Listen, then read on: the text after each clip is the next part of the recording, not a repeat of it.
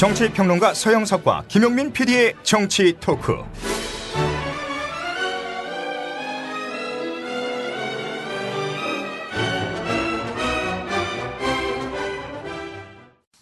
서영석, 김용민의 정치 토크로 오셨습니다. 오늘은 2013년 9월 10일입니다. 서영석 미디어 협동조합 이사님 어서 오십시오. 안녕하십니까. 예. 오늘은 사실 녹음입니다. 제가 오늘 휴가를 떠났기 때문에 그래서 부득이 또 이렇게 전날 밤 8시 19분부터 녹음을 또 30년 전통의 전주 맛집 수정원, 자연산 상황버섯과 오칠 품은 토종닭, 오리 및 보양식, 모든 육류조리 시 강원도 고산지대 자연산 상황버섯을 넣어 육질이 부드럽고 맛이 뛰어납니다. 냉동이 아닌 생고기를 사용해 토종닭과 오리는 예약 주문을 하시면 됩니다. 전주에 오시면 잊지 마세요. 수정원. 예약 전화 063-221-4437. 국민TV 조합원께는 뛰어나고 깊은 맛의 특별 담금주를 제공해드립니다. 국민TV와 함께하는 30년 전통의 맛집 수정원. 주소는 전주시 완산구 중앙반길 34입니다. 누구라도 이런 느낌 아마 가져보았다면, 누구라도 이런 맛을 아마 느껴보았다면, 내가 왜 이런 말 하는지를 이해할 수도 있겠지. 여우처럼 쇼핑하자 폭스마켓. 국내 최저가 판매 나노 금칫솔. 오픈마켓 최저가보다도 더 싸다. 국민의 48%가 살 때까지 단돈 1만 원에 무조건 무료 택배로 드립니다. 치약의 혁명 N47 플라즈마 치약. 기면활성제, 방부제, 사카린을 전혀 사용하지 않았습니다. 일반 치과 판매가보다 무려 70% 저렴하게 드립니다. 국민TV와 함께하는 참 좋은 쇼핑몰 폭스마켓. 문의는 1566-5476. 검색창에 폭스마켓을 입력하세요. 폭스마켓.co.kr. 우리 서영석 이사님 신상과 관련해서 지난주에 아주 큰일이 하나 있었습니다. 700만 원을 이렇게 벌금형이 내려졌습니다. 네. 법의 준엄한 심판을 받으셨습니다. 법의 철퇴를 맞았습니다. 아니 우리가 뭐 때문에 이 프로그램 때문에 그런 거 아닙니까? 서영석, 김용민의 정치 바로 토크 때문에. 그겁니다. 무슨 일 때문에 발생한 일인지 한번 좀 정리해 보죠. 그때 이제 박근혜 후보였죠. 예. 후보가 문재인 후보를 항상 앞서는 여론조사 결과가 나왔는데요. 예. 근데 이제 사실 여러 정황으로 보면은 예. 앞설 수가 없는 상황인데도 앞서는 이제 그런 예. 상황들이 계속됐죠. 예, 그 박근혜 후보가 네. 예. 이게 이제 말하자면 대세론을 뒷받침하기 위한 여론조사가 아니냐라는 의혹의 시선이 있던 차에 예. 꽤 이제 여러 가지 여론조사의 기법상의 문제라든지 뭐 그런 것들이 있습니다. 그 이후에 많이 개선은 됐는데요. 예. 그 일반적으로 전화번호부에 의한 여론조사라든지 예. 이런 것들이 실제 여론을 제대로 반영하지 못한다 하는 것들은 과거의 지방선거라든지 예. 총선에서도 이미 입증된 바가 있거든요. 그렇죠. 뭐 최문순, 이광재. 네. 강원도에서는 그 양반들이 그 선거 앞두고 여론조사에서 이긴 적이 단 한 번도 없었습니다. 네, 이제 그런 점을 고려할 때 예. 사람들이 많은 의심을 하고 있는 그런 차였죠. 근데 제가 이제 여의도에서 우연히 만났던 그 사람의 신상을 이제 공개하면은 불이익을 받을 수 있어가지고 신상 공개는 안 하겠는데, 예. 하여튼 이제 아는 사람을 만났더니 자기도 들은 이야기다. 내부적으로는 실제 여론조사를 따로 하고 있는데, 예. 한나라당이, 새누리당이, 새누리당이 하고 있는데 거기에서 문재인 후보에게 뒤지는 여론조사가 나와서 새누리당에게 비상이 걸렸다라는 예. 이야기를 했고, 저는 이제 그거를 그런 식으로 전했죠. 그렇죠. 예를 들면은 여러분 지금 여론이 뒤집어졌습니다. 문재인이 앞섭니다. 이렇게 말씀하신 게 아니라 여의도에서 만났던 그 사람으로부터 들은 이야기다라고 전원이라고 말씀을 드렸는데 예. 재판부에서는 그걸 인정하지 않은 거죠. 인정하지 않은 거죠. 예. 검찰의 공소 사실을 전부 다 유죄로 인정을 했습니다. 검찰의 공소 사실이라 하면 서영석이 있지도 않은 그런 여론조사 결과를 갖고 네. 이야기를 해서 선거 전국에 물을 흐렸다. 이런 거 영향을 아닙니까? 미쳤다. 예. 영향을 미치려고 기도했다. 뭐 그런 내용이죠. 예. 근데 이제 하여튼 뭐 그 재판부는 다 유죄로 인정을 했습니다. 근데 유죄로 인정하면요. 그 공직선거법상 예. 허위사실 유포는 징역 6개월 이상의 형을 때려야 됩니다. 그래서 감옥 갈 뻔했어요. 징역을 갈 수 있는 절호의 찬스였는데 예. 그 재판부가 무슨 생각을 했는지 예. 뭐 동종 전과가 없고 그리고 박근혜 후보를 원색적으로 비방하지 않았다는 점을 고려해서 벌금 700만 원으로 한다 이렇게 얘기를 하더라고요. 출마 못해요, 이사님? 그렇죠. 공직선거법상 100만 원 이상의 벌금형을 받으면은 예. 공직선거에 출마할 수 없습니다. 전 잘 됐죠. 어차피 뭐 나오라는 데도 없고 예. 혹시 또 나가려는 그런 개꿈을 갖고 있다 손 치더라도 이번 700만 원 벌금으로 인해서 뭐 깨끗하게 그 똥꿈은 사라진 격이 됐으니까 저로서는 그 자체에 대해서는 불만은 없는데요. 제 문제는 과연 그 새누리당이 제기한 그 공소 사실 즉 범죄 사실이 예. 저는 인정할 수가 없고 그런 식으로 입을 막으려 든다면은 예. 그야말로 대통령 선거를 앞두고는 예. 여당 후보에게 불리한 어떤 이야기도 할 수 없다. 예. 이런 얘기밖에 되지 않는 거죠. 아니 근데 사실 우리 서영석 이사님의 그 발언 취지는 이런 거 아닙니까? 지금 여론조사 결과는 계속 문재인이 뒤지는 걸로 나오는데 실제로는 그 문재인이 앞서는 걸로 나왔다. 이런 얘기 그리고 아닙니까? 이제 그때 그 대선 후보자 예. 공식 토론회에서 예. 두 번째 토론회였나요? 예. 그때 이제 문재인 후보를 세 번째 토론회나 잘 기억이 안 나는데 두 번째였을 거예요.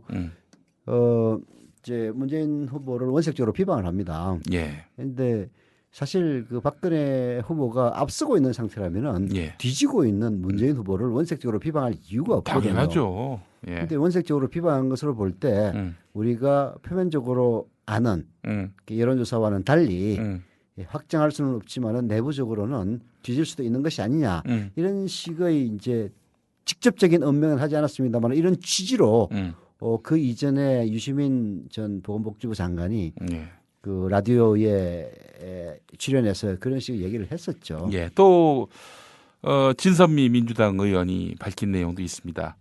그 마지막 3차 토론회 12월 16일 밤에 있었던 3차 토론회 직후에 김용판이가 사수를 써서 거짓 그 수사 결과 발표를 하지 않습니까? 국정원 직원의 선거 개입과 관련해서. 자, 그리고 나서 판세가 또 뒤집어져서 민주당 표현으로는 그날 밤에 이미 대선 당선자는 결정이 됐다 이런 말을 하지 않습니까? 다음 날 아침에 원세훈이 국정원 고위 간부들에게 그 전까지는 박빙 열세였는데 어젯밤을 기점으로 박빙 우세로 바뀌었다. 이런 말을 했다는 거 아닙니까? 진선미 의원 그런 부분에 말은. 대해서는 재판부에서 그런 발언 이후에 일어난 사건이다. 발언 전에 그런 사건이 있었다면은 이게 말하자면은 그 박근혜 후보가 뒤진다라는 것을 납득할 수 있겠지만은 다 발언 이후에 일어난 사건이기 때문에 예. 허위의 사실을 가지고 선거에 영향을 미치려고 하는 의도로 보인다. 아니, 그러니까 700만 원이라는 이런 어마어마한 형을 때린 거 아닙니까? 그 재판부 내 지금 판사 이름은 누군지 잘 모르겠는데 예.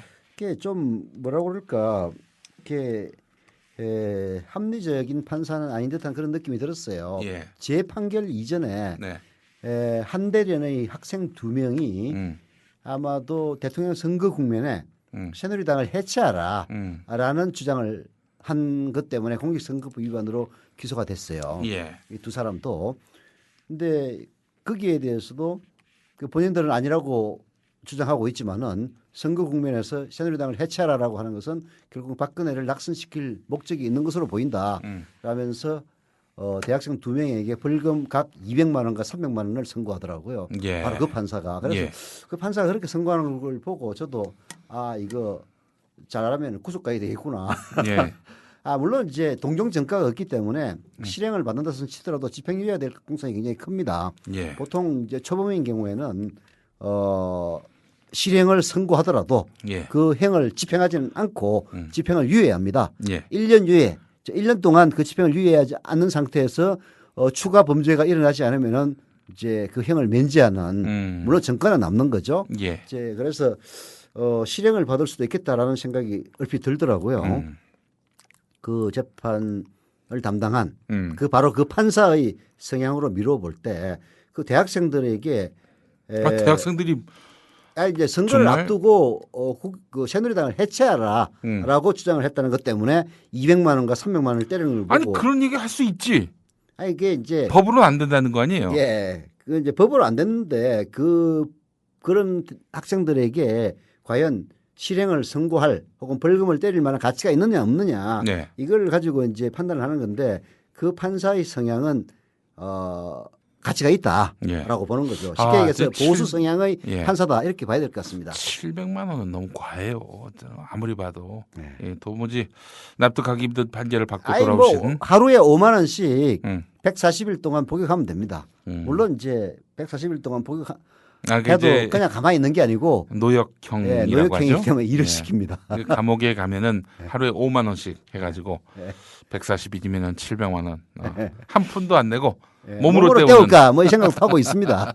근데 이제 일단 항소를 하신 거죠? 예, 예, 그 알겠습니다. 대부분에서 형이 확정이 돼야 이게 뭐 몸으로 때우든지 말든지 할 수 있는 거니까 뭐 그건 그때 가서 생각하면 되죠. 근데 하여튼 그 고법에서는 이런 법리 문제에 대해서 좀 더 연구를 해서 잘 대처를 해야 될 것 같다는 그런 생각이 듭니다. 이게 형사 단독 심의일 경우에는 2심도 지방법원입니다. 네. 이게 형사 합의부로 이제 넘어가는데요. 네. 1심이 형사 합의부일 경우에는 2심이 고등법원으로 넘어가는데 이게 예. 한번 저 변호사한테 자문을 들어봐야 될 것 같아요. 예. 이게 만약에 2심도 형사 합의부라면은 네. 불리합니다.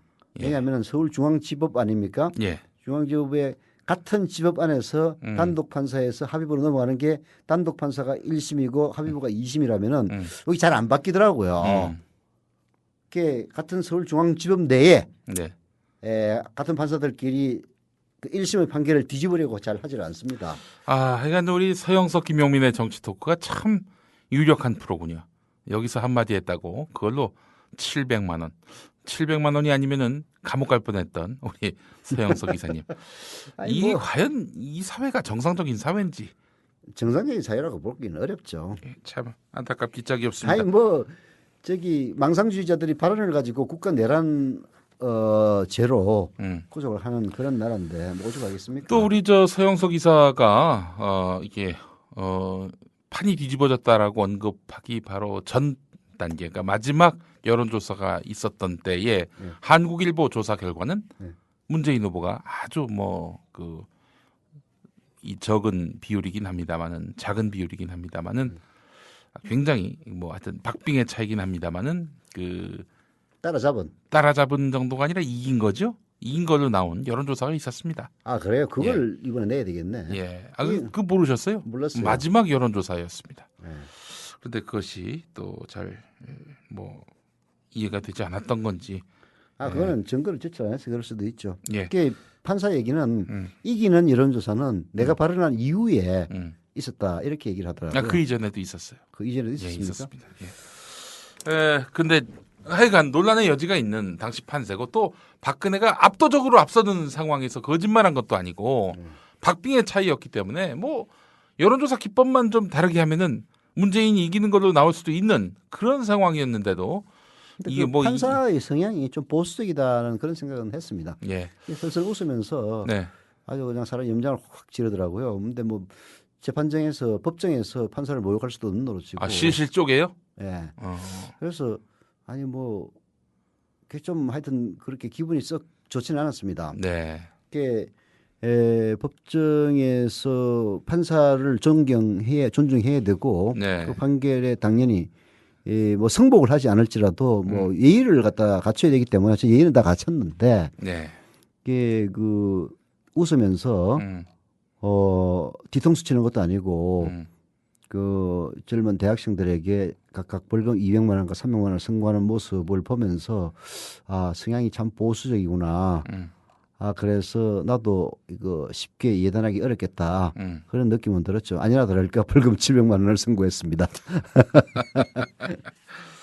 예, 오늘 그 서영석 김용민의 정치 토크는요, 좀 특별한 시간으로 가져볼까 합니다. 이제 추석이 다가옵니다. 다음 주면은 화요일 오후쯤이면은 이제 귀성 행렬이 시작될 그 무렵 아니겠습니까? 그때는 또 그때 나름의 또 저희가 특별한 그 시간을 가지려고 하는데요. 한 번 더 있죠, 정치 토크는. 예, 그렇습니다. 한 번 더 있지만은 오늘은 네, 미리 추석 때 무슨 정치 이야기가 오갈지 저희가 좀 사전에 예측을 해서 그것과 관련한 화두를 한번 좀 잘 정리를 해서 여러분들께 좀 들려드리려고 합니다. 자, 추석 때 이 사랑방에서 나올 법한 정치 이슈 크게 한 4가지 정도로 꼽으셨죠? 네. 예, 그 첫 번째 바로 이석기 이야기로 한번 꾸며볼까 합니다. 네. 자, 그 어떻게 보십니까?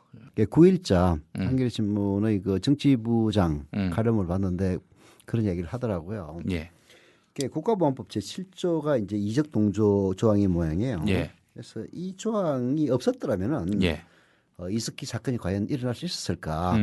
쉽게 얘기해서 결국은 그 내란죄라는 것은 좀 적용하기가 쉽지 않다라는 것이 그 법조계 법률 전문가들이 대부분 의견 아닙니까? 그렇습니다. 그러면은 이석기의 그런 화석화된 발언, 시대착오적인 발언들은 결국 단죄를 한다면은 국가보안법상 이적 동조 행위로 이제 단죄를 해야 되는데 예, 국가보안법이 만약 없었더라면은 예, 이석기가 숨어서 예. 그런 이야기를 할 필요가 없는 것이고 숨어서 얘기를 하지 않고 공개적으로 이야기를 했다면은 국민의 심판을 받아서 절대 국회의원이 될 수가 없었을 것이다. 네. 이런 얘기를 이제 했는데 저는 예. 그게 동감이 됐습니다. 예. 그래서 그 양반이 그 이른바 이석기를 운동권으로 대비시켰던 게 수배자로 그 수배자가 아니라 이제 그 죄수로 실형을 받게 만들었던 게 민족혁명당 이른바 민핵당 사건이에요. 예. 민핵당 사건은 아시다시피 지금은 이제 전향한 강철 서신의 김영환 씨가 이제 만들었던 그 사건인데요. 그 김영환 씨 사건으로 인해서 이석기가 구속이 되고 예. 2년 6개월 실형을 받아서 복역을 하다가 노무현 정권 때 사면을 받습니다. 이제 그 스토리는 조금 이따 제가 말씀을 드리겠는데요. 그 김영환 강철 서신의 김영환 씨는 지금 전향해가지고 탈북자 돕기 운동을 하고 있지 않습니까? 예. 중국에서도 이제 말썽을 좀 불러일으켰던 적도 있는데요. 예. 그 김영환 씨에게 자기가 그 한겨레신문 정치부장이 전화를 걸어서 예. 야 이적 동조 국가보안법 제7조 어떻게 해야 되냐 했더니 그럼에도 불구하고 없애야 된다. 이런 것들을 없애버려야 그런 발언들을 자유롭게 할 수가 있고 그런 발언을 자유롭게 함으로써 국민들이 알아서 예. 정치권에서 퇴출시켰을 것 아니냐. 예. 결국은 이적 동조들 때문에 이게 숨을 수밖에 없기 때문에 오늘날 그 정체를 숨긴 이석기가 결국은 국회의원이 될 수 있었고 이게 오늘 이 사건을 일으킨 게 아니냐 뭐 이런 식으로 이제 해석을 하던데 예. 그건 맞는 얘기인 것 같아요. 사실 사상의 자유가 있는 거고 헌법적인 자유 아닙니까? 예. 그런 상황에서 그거를 지금 그 발언하지 못하도록 만드는 유일한 조항이 바로 국가보안법입니다. 예. 이 국가보안법 때문에 그런 이야기를 하면은 잡혀간다는 것 때문에 엄지화될 수밖에 없고 그런 것들이 오히려 그런 사상들을 조장하는 그런 측면이 분명히 있거든요. 예. 그런 것들을 전부 그냥 확 풀어줘가지고 네 맘대로 얘기해라 하면은 국민들이 알아서 예. 청소를 해줄 건데 예. 이제 그런 취지의 이야기였죠. 예. 그러니까 국민들이 행여나 뭐 이석기 말에 그 동조를 하고 동화가 돼서 뭐 이 종북화되는 거 아니냐 이런 우려 자체가 얼마나 우습습니까?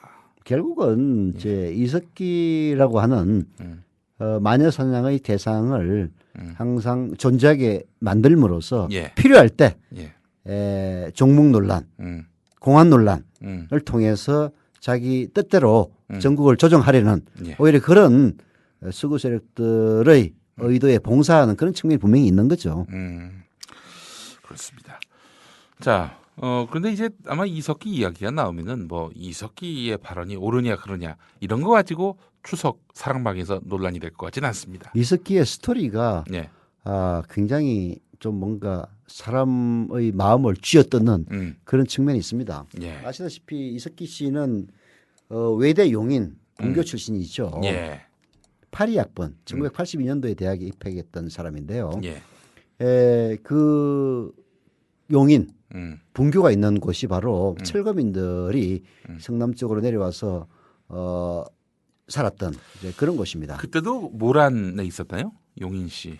정확하게 뭐 저는 이제 그 위치적인 거는 모르는데 그때 그 우리 서영석 이사께서도 외대를 다니셨는데 이제 그쪽 용인은 뭐 전혀 우리는 간 적도 없고 동대문 쪽에 동대문 이문동에서 이제 저는 다녔죠. 그리고 이석기가 파리학번이니까 저도 81년에 복학해가지고 예. 85년 2월까지 대학을 다녔으니까 졸업했으니까 그때 이제 같이 대학을 다녔죠. 그러나 용인 쪽은 뭐 거의 교류가 없었으니까 이제 잘 모르는데 예. 이제 이석기 의원이죠. 현재로서는 예. 이석기의 스토리는 이제 굉장히 가슴 아파요.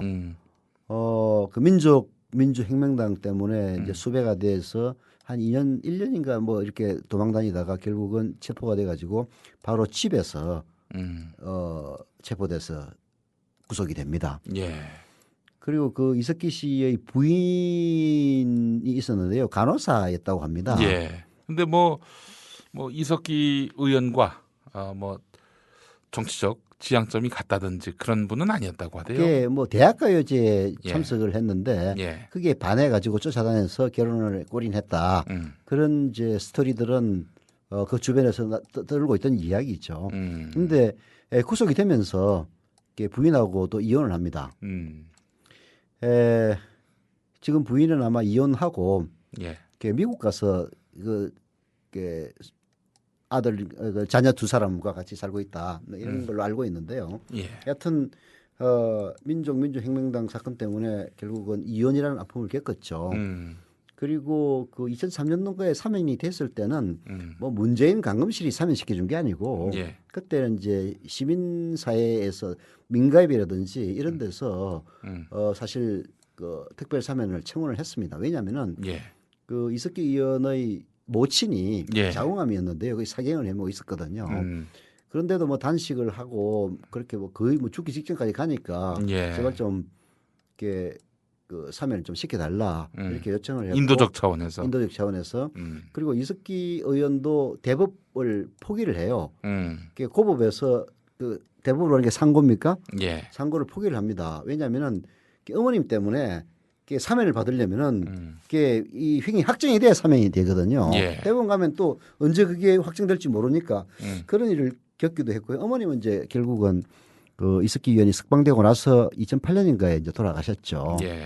그리고 또 이석기 의원의 누님이 계십니다. 경선 이경선 씨라고요. 그게 합참에 아마 군속으로 근무를 했던 것 같아요. 근데 합참에서는 굉장히 잘 나갔던 3급까지 올라갔으니까 굉장히 잘 나갔던 사람인데 그게 이석기 의원이 이제 깜빡이 들어가니까 그 남아 있는 이석기 씨 부인과 애들을 위해서 매달 50만 원씩 한 2년인가에 걸쳐서 한 700만 원을 이제 도와주는데요. 그게 결국은 또 문제가 됩니다. 그게 돈을 주고 이메일을 주고받은 정황이 포착이 돼가지고 기무사에 가서 이제 조사를 받고 그리고 또 징계를 받는데 그 과정에서 뭐 그 고문을 받았다 이런 이야기도 나오기도 했는데요. 결국은 그 징계받은 거는 행정소송을 통해서 이깁니다. 하지만 고문 뭐 구속된 후유증으로 젊은 나이에 그 어머님이 돌아가시기 전에 그 이석기 의원의 누님이 결국은 사망을 하죠. 그런 식으로 굉장히 이제 이 운동권에 속했기 때문에 이 가정사에서 큰 아픔을 겪었지 않습니까? 그런 것들이 이석기 의원을 이렇게 음지에서 뭔가 좀 영웅시 만드는 그런 가족 사상을 했다 이런 이야기들도 하더라고요.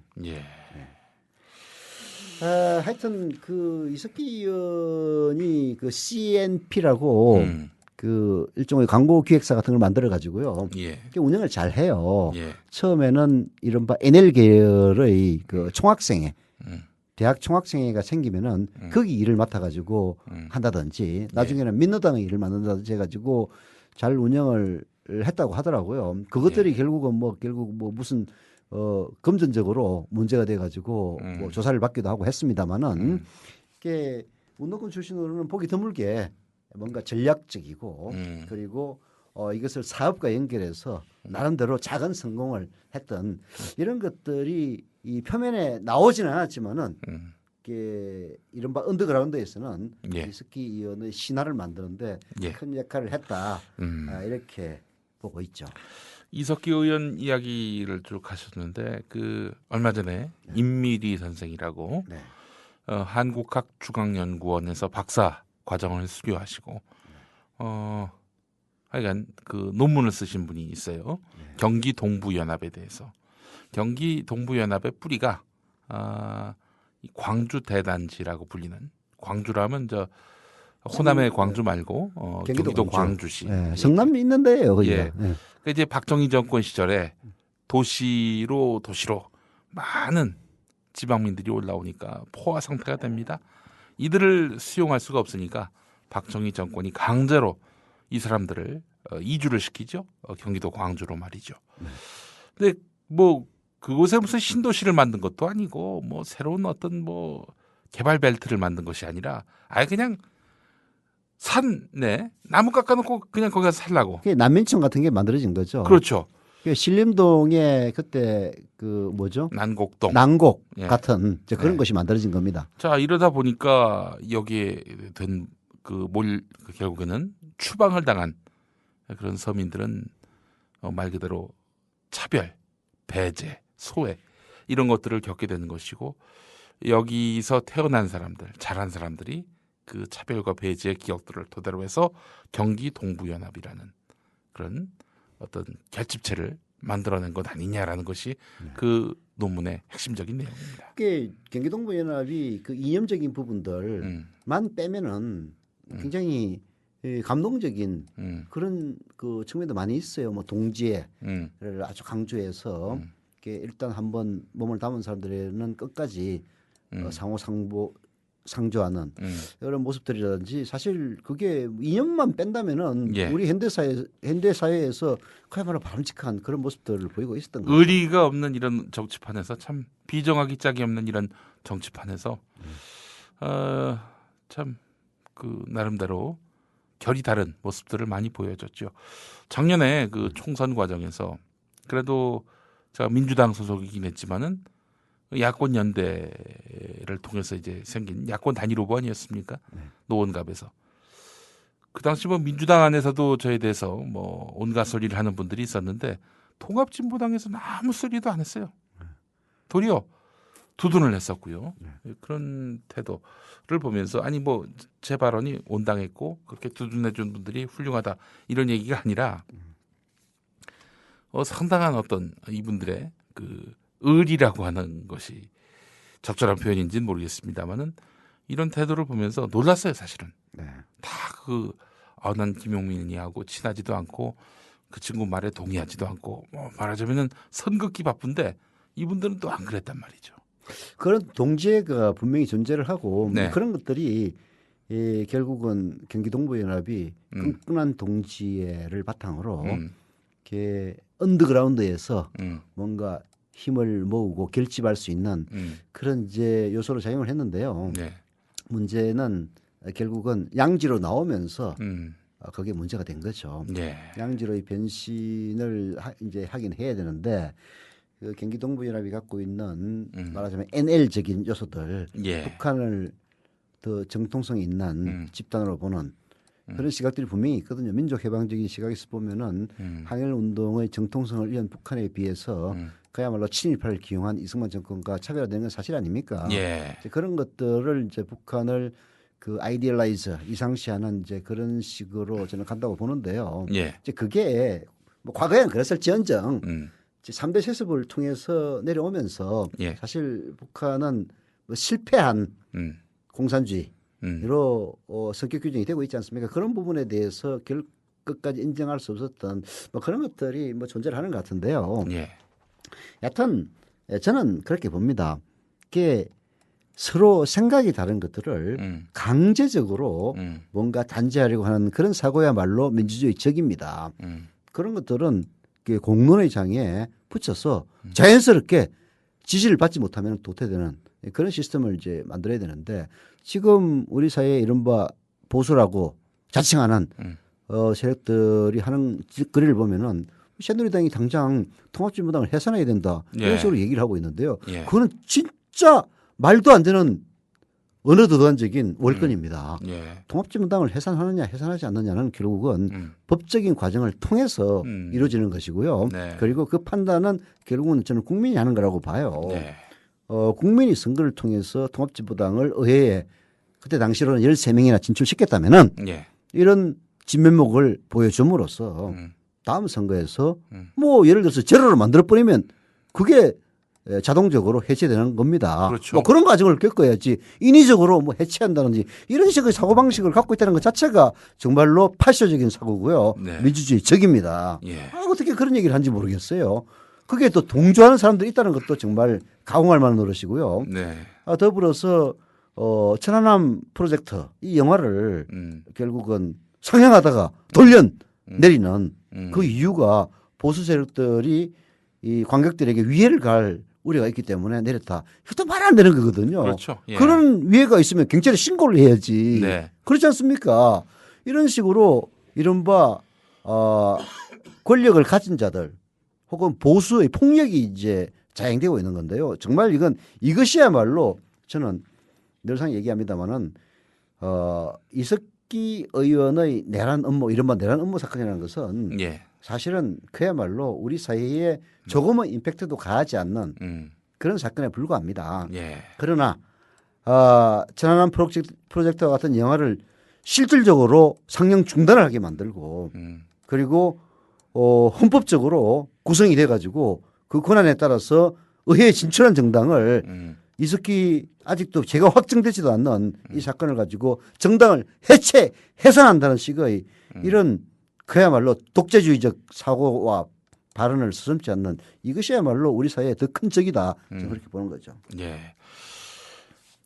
뭐 딴 얘기긴 합니다만은 지금의 정국, 이 지금의 정국을 두고 정상적이다. 야권의 행태가 너무 비합리적이다. 왜 밖에서 싸우느냐?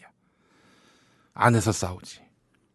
이런 식의 인식을 갖고 있는 분들하고는 아예 정치적 대화를 하지 않는 것이 좋지 않겠는가? 그렇죠. 그런 생각을 아니 해봅니다. 국정원에 대해서 예. 아니 뭐 이제 일각에서 얘기하듯이 뭐 예. 박근혜 대통령 보고 물러나라. 예. 아니 뭐 이제 물러나라고 한다고 해서 물러나겠습니까? 근데 그건 아니라 하더라도 최소한 국정원의 불법적인 대선 개입은 그 확실한 사실로 이미 검찰이 공소 사실에서 물론 이제 아직 판사의 판단은 이루어지지 않았습니다만은 예. 지금까지 드러난 그것도 다른 사람도 아닌 이명박 정권이 임명한 검찰총장 예. 그 하의 검찰이 예. 제기한 공소 사실만 하더라도 불법적인 선거 개입을 한 것이 거의 확실시되고 있는 이런 상황 아닙니까? 예. 게다가 국정원에서 나온 것이 거의 틀림없어 보이는 NLL 대화록을 예. 선거 이전에 예. 대통령 선거 12월 19일 이전에 예. 권영세라든지 혹은 김무성 등의 새누리당 핵심 선거 관계자들이 줄줄 읊고 다녔다. 예. 이런 점을 보면은 국정원의 정보에 의해서 새누리당과 결탁해서 예. 대선을 했다, 치렀다. 이런 얘기도 성립되는 그런 상황 아닙니까? 예. 이런 상황이라면은 최소한 예. 물러나지는 않을지언정 예. 국정원을 제대로 개혁하겠다는 이게 국내 대공수 사건을 주기 때문에 결국은 모든 문제가 생기는 거거든요. 예. 좀 이따 최동욱 총장 얘기에서도 하겠습니다만은 말하자면 정치인이나 공직자의 비리, 비위 예. 혹은 약점 예. 이런 것들을 불법적으로 조사하고 수집해서 필요할 때 흘리는 수법으로 예. 이게 바로 CIA 국장으로 오랫동안 독재자로 군림했던 에드가 후보 전 후보. CIA 국장의 후보. 수법입니다. 예. 이게 이런 식으로 한다는 건데요. 이런 국정원에 대해서 제대로 계획을 해달라는 게 국민의 요구 아닙니까? 그렇습니다. 거기에 대해서 이런 방구도 하지 않고 있는 이런 새누리당과 박근혜 대통령을 앞두고 야당이 그냥 국회에 걸어 들어간다면은 야당으로서 존립 이유가 없는 거죠. 예. 최소한 국정원 계획에 대한 대통령의 확고한 언명과 그리고 거기에 따르는 국정은 내부 계획 운운하는데 지금 하는 꼬락성이 보면 내부 계획이 되겠습니까?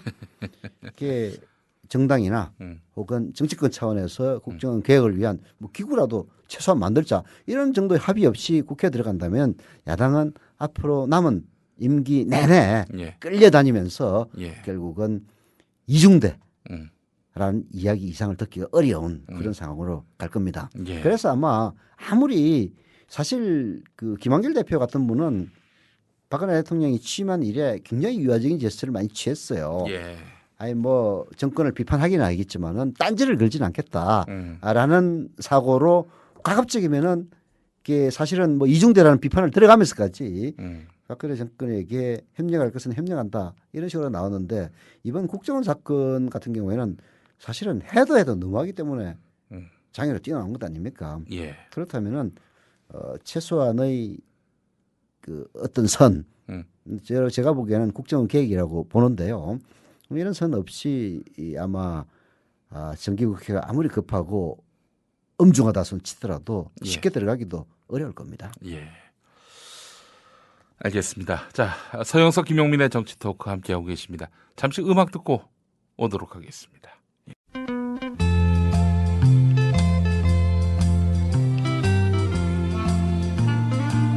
일사후퇴 때 비난 내려와 살다 정든 곳 두매나 산고 태어난 곳은 우리라이프 상조 영업사원 홍대리입니다. 우리라이프 상조는 신설 상조회사입니다. 사장님께 국민TV에 광고하자 건의했더니 저희 사장님도 국민TV 예청자시며 조합원이지만 혹 회사 세무조사 받고 탄압받는 거 아니냐며 은근히 걱정이십니다. 그래서 영업사원인 제가 제 돈으로 광고하고 우리라이프 상조를 알리려 나왔습니다. 지금 가입하시면 회원님이 나입하신 소중한 납입금의 10%를 매달 국민TV의 발전을 위해 후원하겠습니다.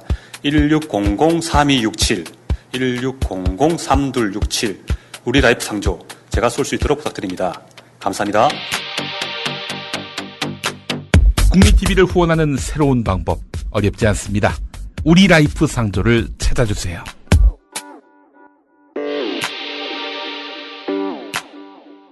저희가 또 추석을 맞아가지고 네. 고향 가시는 분들을 위해서 내 고향은 충청도 해서 우리 왜 또 특정 지역을 또 하는 거야? 그 영남을 가거나 호남을 갈 때 충청도 안 거쳐갈 수가 없거든요. 그래서 뭐 요즘 안 그렇습니다. 잘 모르시는구만. 예. 요즘은요. 네. 이게 경상북도 지역으로 갈 때는 네. 이게 이 대전을 거쳐서 가는 게 차가 너무 많이 밀리니까 예. 어떻게 가느냐? 예. 춘천고속도로로 갑니다. 음. 해가지고 중앙고속도로로 내려가가지고요. 네. 또 새로 생긴 내륙고속도로인가 뭐 그런 게 있더라고요. 네. 흘러서 가면은 굉장히 빨리 갈 수가 있습니다. 다 충청도를 지나갑니다. 그것도 충청도 지나갑니까? 그렇죠. 충청북도. 충청도를 지나지 않고 강원도에서 바로 내려가는 거 없습니까? 저럴 수는 있겠죠. 뭐 저기 강릉까지 가가지고 7번 국도 따라서 내려가는 수도 동해안을 있는데, 따라서 예. 예. 그렇게 해서 가시는 분들은 거의 없는 거의 걸로 없죠. 알고 있습니다. 예. 어쨌든 뭐로 가도 충청도를 반드시 거쳐가야 됩니다. 예. 우리 서영석 기사님 고향은 어디죠?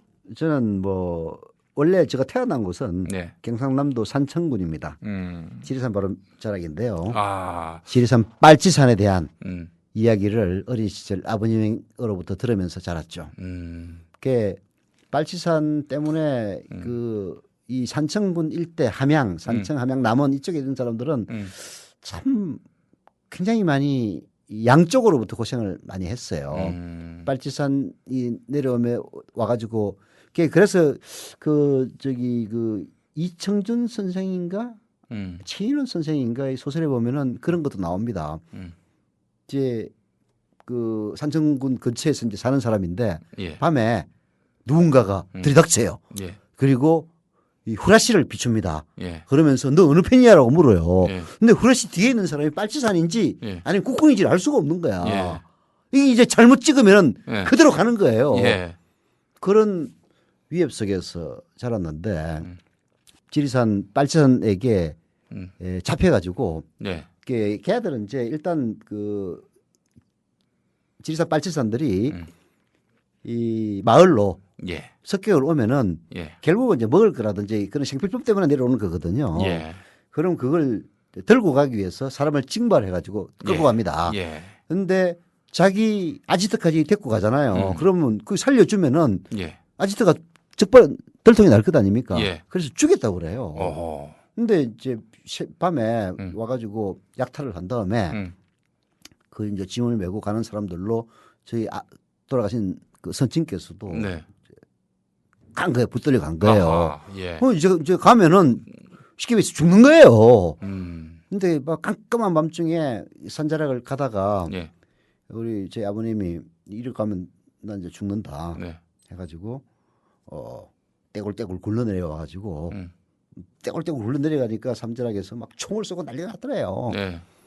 근데 이제 거기서 막 이리 굴러지고 저러 굴러고 해서 많이 다치셨죠. 아. 근데 총 막 쏘더니 예. 내려오지는 않고 예. 조금 있다가 이제 지나갔다. 예. 그래서 나중에 이제 날이 밝아가지고 내려와서 간신히 이제 살았다. 이런 이야기도 듣고 자랐죠. 아이고. 그 아이도 거꾸로 음. 저희 아버님이 그 선생님이셨는데 예. 방화 사건이 일어났어요. 예. 그게 학교에 누가 불을 지른 거야. 어허. 근데 그때 저희 아버님이 숙직을 하고 계셨는데요. 예.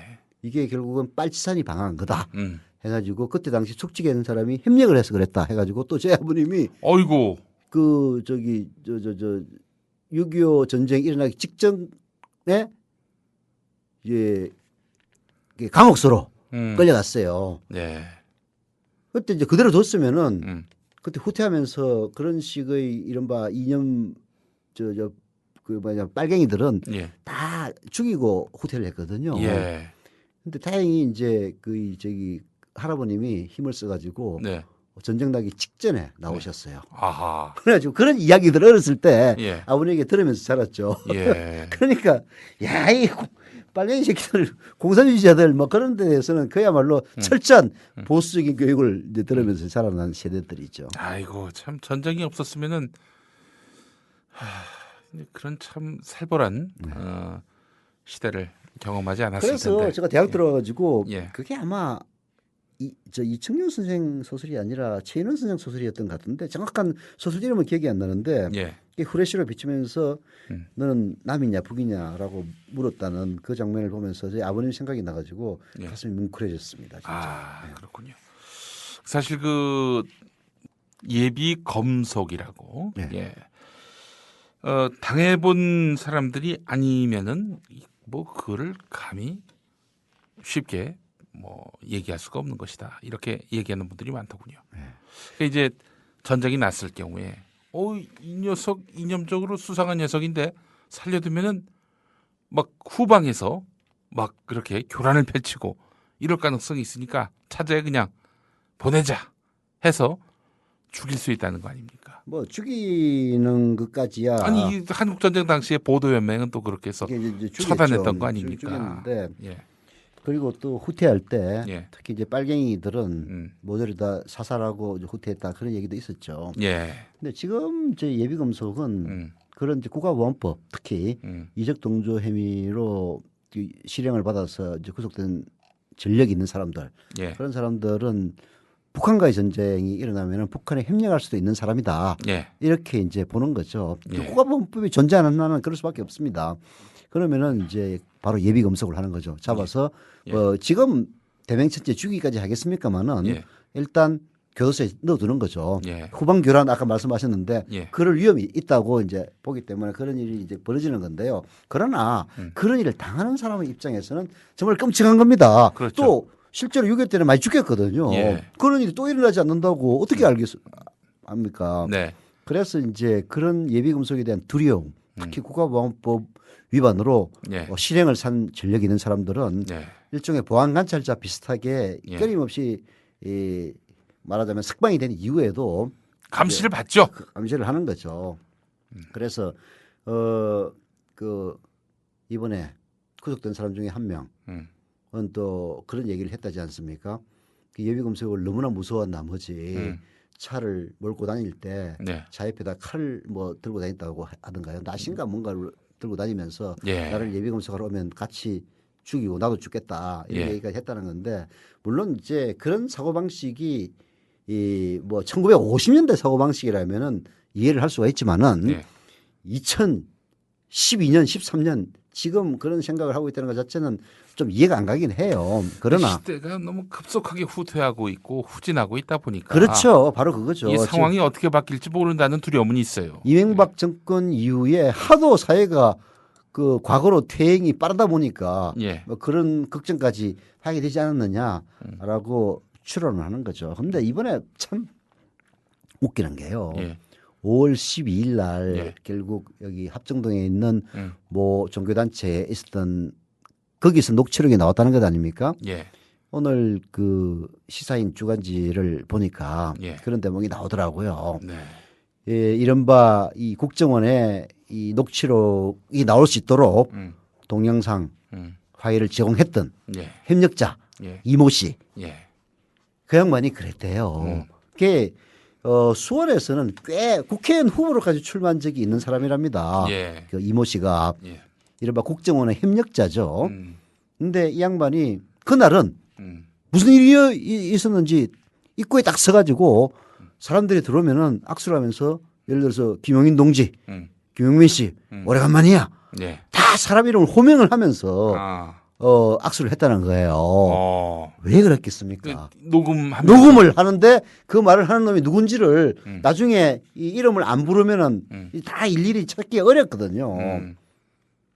그래서 통합진보당에서는 이렇게 보고 있답니다. 안경에다가 예.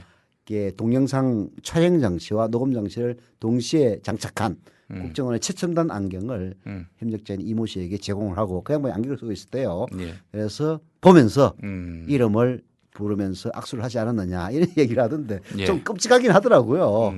아니 이 사람들이 국가 벨레를 깨한다는 것 자체가 뭐 그 녹취록에도 나왔습니다만 그게 많은 얘기가 되지 않았습니까? 예. 아니 그렇게 해가지고 5월 며칠 있은 뒤에 지금까지 그 100일 가까이 지냈는데 총 하나 만들지 않고 폭발물 하나 만들지 않았다면은 그야말로 국가 벨레를 깰 자격도 없는 놈들이다 이런 얘기까지 나오지 않습니까? 예. 그야말로 웃기는 이야기를 하는 것을 녹음하면서 그렇게 최첨단의 장치까지 동원했다면은 좀 끔찍하다 이런 생각이 좀 들더라고요. 예. 이석기 의원이 이제 엊그젠가 구속이 되지 않았습니까? 네. 그러면은 뭐 구속 연장 이런 걸 감안하면은 최장 50일까지 수사를 할 수 있다고 하더라고요. 예. 오늘 보니까. 예. 그러면은 이 50일 동안 가두고 그렇죠. 가두고 수사할 수 있다. 예, 그렇죠. 구속 상태에서 예. 뭐 1차 연장하고 뭐 이렇게 하면은 한 50일까지 가능하다고 하더라고요. 그래서 50일 동안 과연 그 녹취록 이상의 증거를 국정원이 제시할 수 있을지 그게 이제 결국은 국가 변란 즉 내란죄가 성립될지 내란 업무죄 내란 예비죄가 성립될지 안 될지는 50일간의 수사에서 녹취록 이상의 실질적인 증거가 나와야 된다 이렇게 이제 보고 있는데 물론 그 취재하는 기자들 얘기를 들어보면은 국정원이 결코 만만하게 죄를 적용한 건 아니다. 추가 증거가 있다. 이런 얘기도 흘러나오긴 하는데요. 제가 보기에는 쉬운 일은 아닌 것 같다 하는 생각이 들더라고요. 1심이라든지 기타 여러 가지 간첩들 사건을 국정원이 처음에 거창하게 발표를 하긴 했습니다마는 마지막에 대부분의 판결 이런 것들 보면은 매우 중요한 대목의 그 제목들은 다 사라지고 개인들의 간첩죄 일부만 인정되는 그런 일로 끝나는 게 한두 번이 아니거든요. 예. 그래서 쉬운 일은 아닐 것이다 라는 생각은 들고 또한 그럼에도 불구하고 통합진보당의 이른바 경기동부 연합 경동 주사파들은 앞으로 정치적으로 재기하기는 또 쉬운 일이 아닐 것이다. 예. 이런 관측들을 하고 있습니다. 아, 이 사실 그 통합진보당에서 종북 논란이 일어난 게 뭐 민주노동당 시절부터 있었던 거 아닙니까? 1심의 사건이죠. 예. 그때 확실하게 이 선을 좀 그었다면은 대중정당으로서 또 외연 확대는 급물살을 탔을 거라는 생각도 드는데. 사실은 이제 경기동부가 주도가 되어서 예. 참여당과의 그 합당이 되지 않았습니까? 예. 그래서 나는 이 사람들이 과거와 결별한 걸로 생각을 했어요. 근데 그게 아니더라고요. 예. 결국은 이제 이른바 주사파들의 전술, 뭐 주사파뿐만이 아니라 그 이른바 공산주의자들의 그 수법 중에 하나가 통일전선 전술이라는 게 있습니다. 예. 그게 자기들이 세력이 미약하고 대중적으로 지지를 받지 못하고 있을 때 우리와 생각은 다르고 대단히 나이브한 사고방식을 갖고는 있지만은 예. 대중성을 지닌 사람들과 힘을 합쳐서 알짜배기는 우리가 갖고 껍데기는 그 사람에게 주는 방식으로 외연을 확대하는 수법이 바로 통일전선 전술입니다. 예. 결국 참여당과의 통합은 이른바 주사파들의 전형적인 통일전선 전술이었던 거죠. 예. 그래서 결국은 그 이후에 통합진보당 내부에서 알토란을 빼먹기 위한 선거 부정, 경선 부정이라든지 이런 이야기가 나온 게 아닌가. 크게 보면은 저는 그런 생각을 하죠. 예. 자, 저희가 뭐 이제 계속해서 또 다음 이야기를 한번 나눠보도록 하겠습니다. 추석 시점에 어떤 이야기들이 화제가 될 것인지. 사실은 이제 이석기 이야기보다는요. 예. 그게 오히려 최동욱 검찰총장 이야기가 네. 더 관심을 끄는 게 아니냐. 사생활이 얽혀 있는 문제다 보니 말이죠. 이런 이야기까지 나오고 있습니다. 사실 최동욱 검찰총장 관련해서는 그 어제죠. 어제 아침에 조선일보가 이제 보도를 하면서 최동욱 총장 그 자녀들은 아니고 그 자녀가 혼외 자녀가 이제 다닌 학교에서 이 문건이 있었는데 아버지 최동욱 이렇게 표기가 돼 있었다. 따라서 이거는 뭐 최동욱 검찰총장을 말하는 거 아니냐라는 게 이제 조선일보 보도인데요. 이에 대해서 최동욱 검찰총장이 바로 그날 아침에 유전자 검사 받겠다 이런 말도 했었고 조선일보에 대해서 언론중재위원회에다가 정정보도 요청을 하겠다 또 이런 입장을 밝혔단 말이죠. 이게 이제 유전자 검사가 최동욱 검찰총장의 회심을 이제 반격하더라고 보입니다. 예. 그 유전자 검사 중에서도 특히 친자 확인 검사 그거 별로 어렵지 않거든요. 예. 그 부모와 자식 간의 혈연 관계를 확인하는 이른바 친자 확인 검사는 뭐 머리카락이라든지 예. 손톱이나 발톱 심지어는 그 아이가 사용하는 칫솔 면봉에 묻어 있는 이른바 구강상피세포라고 하는 건데요. 예. 입속에 있는 그 세포가 구강상피세포입니다. 이게 막 긁으면 떨어져 나와요. 예. 이런 것들만 있어도 친자 확인 검사가 됩니다. 예. 이 검사에 소요되는 시간은 한 2, 3분밖에 안 걸리고요. 예. 분석하는 시간도 길어야 8시간에서 9시간인 거죠. 그래서 친자 확인 검사 하면은 사실 하루면은 최동욱 총장의 친자인지 아닌지 금방 알 수가 있습니다. 그래서 이거는 그야말로 빼도 박도 못하는 것이기 때문에 최동욱 총장이 친자 확인 검사까지 하자라고 나오는 것으로 볼 때 최동욱 총장의 아들이 아닌 게 확실한 것 아니냐 이런 지금 관측이 나오고 있죠. 자 그렇다면은 조선일보가 어마어마한 이를 보도했던 조선일보가 어마어마한 그 폭풍을 만나게 되는 것은 너무나 불을 보듯 뻔한 일 아니겠습니까? 그런데 이게 저는 꼭 그렇지만은 않다고 봐요. 예. 그게 이제 만약에 예. 친자가 아닌데 예. 친자라고 보도했다라고 예. 하면은 사실 어마어마한 후폭풍을 맞아야 되는데 예. 지금 최동욱 총장에 대한 이른바 혼외 자녀의 보도가 나온 이유가 어디에 있느냐. 결국은 최동욱 검찰총장을 검찰총장에서 물러나게 하기 위해서 이런 일들이 벌어지고 있는 거란 말이에요. 예. 그래서 이제 검찰 쪽에서 나오는 얘기는 이게 최동욱 총장이 만약에 현직 총장으로 있으면서 조선일보와 싸운다면은 예. 검찰이라는 조직을 조선일보와 싸우는데 악용한다라는 식의 지적을 받을 수가 있기 때문에 예.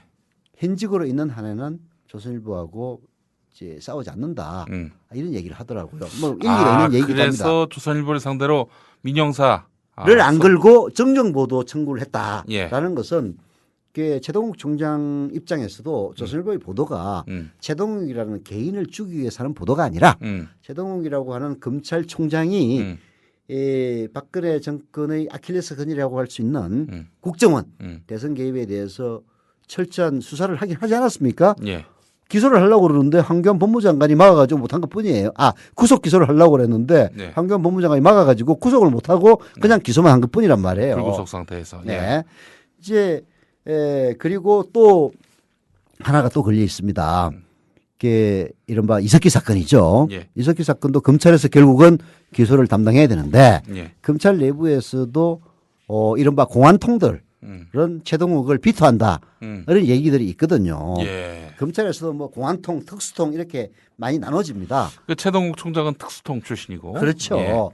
여기 특수통들은 그야말로 몸보도 고 이게 법리적으로 죄가 있느냐 없느냐만 따지는 거고 공안통은 이 정권의 안정성 이런 데 대해서 더 많이 고려를 한다. 보통 그렇게 이제 정치 검사들이 사실 공안에서 많이 나왔죠. 나오죠. 그럴 수밖에 없습니다. 공안 출신이 또 황교안이기도 하고. 예. 이제 그래서 검찰 내부에서도 공안통과 특수통의 힘겨루기가 있고 이런 상황에서 최동욱이가 검찰총장으로 있는 한 특수통적인 사고방식으로 잣대를 들이대면은 사실 국정원의 무리한 수사, 국정원이 진짜 결정적인 증거를 잡아가지고 들이대지 않는 한은 이거는 기소 단계에서부터 어려움을 겪을 수가 있다. 네. 이렇게 보고 최동욱을 몰아내기 위한 수작이다. 이제 이런 식으로 이렇게 최동욱 총장 측에서는 본다는 거죠. 최 총장이 그래서 그런지 아주 상당히 절제된 그 대응을 하고 있는 그렇죠. 거네요. 그러면은 이제 쉽게 얘기해서 최동욱 총장이 이제 검찰에서도 이른바 특수통 이게 지금 희한하게 특수통들이 권력의 외풍에 받지 않고 법대로 한다. 주의자들이고 예. 공안통들은 까불지 마. 권력 안정성이 제일 중요한 거야. 이제 이런 식이란 말이에요. 그래서 총장을 유지하는 것이야말로 현재 검찰을 최소한 그 이전에 한 상대가 완전히 검찰을 개판으로 만들어 놓지 않았습니까? 예. 거기에 대한 이제 반성에서 결국은 최동욱이 나온 거거든요. 그래서 더 이상 검찰을 바닥으로 쳐넣지 않기 위해서는 최동욱 총장 입장에서는 내가 검찰총장을 유지하는 게 옳고 검찰총장을 유지하려면은 이런 식의 보도에 대해서 정면 대응을 하기는 어렵다.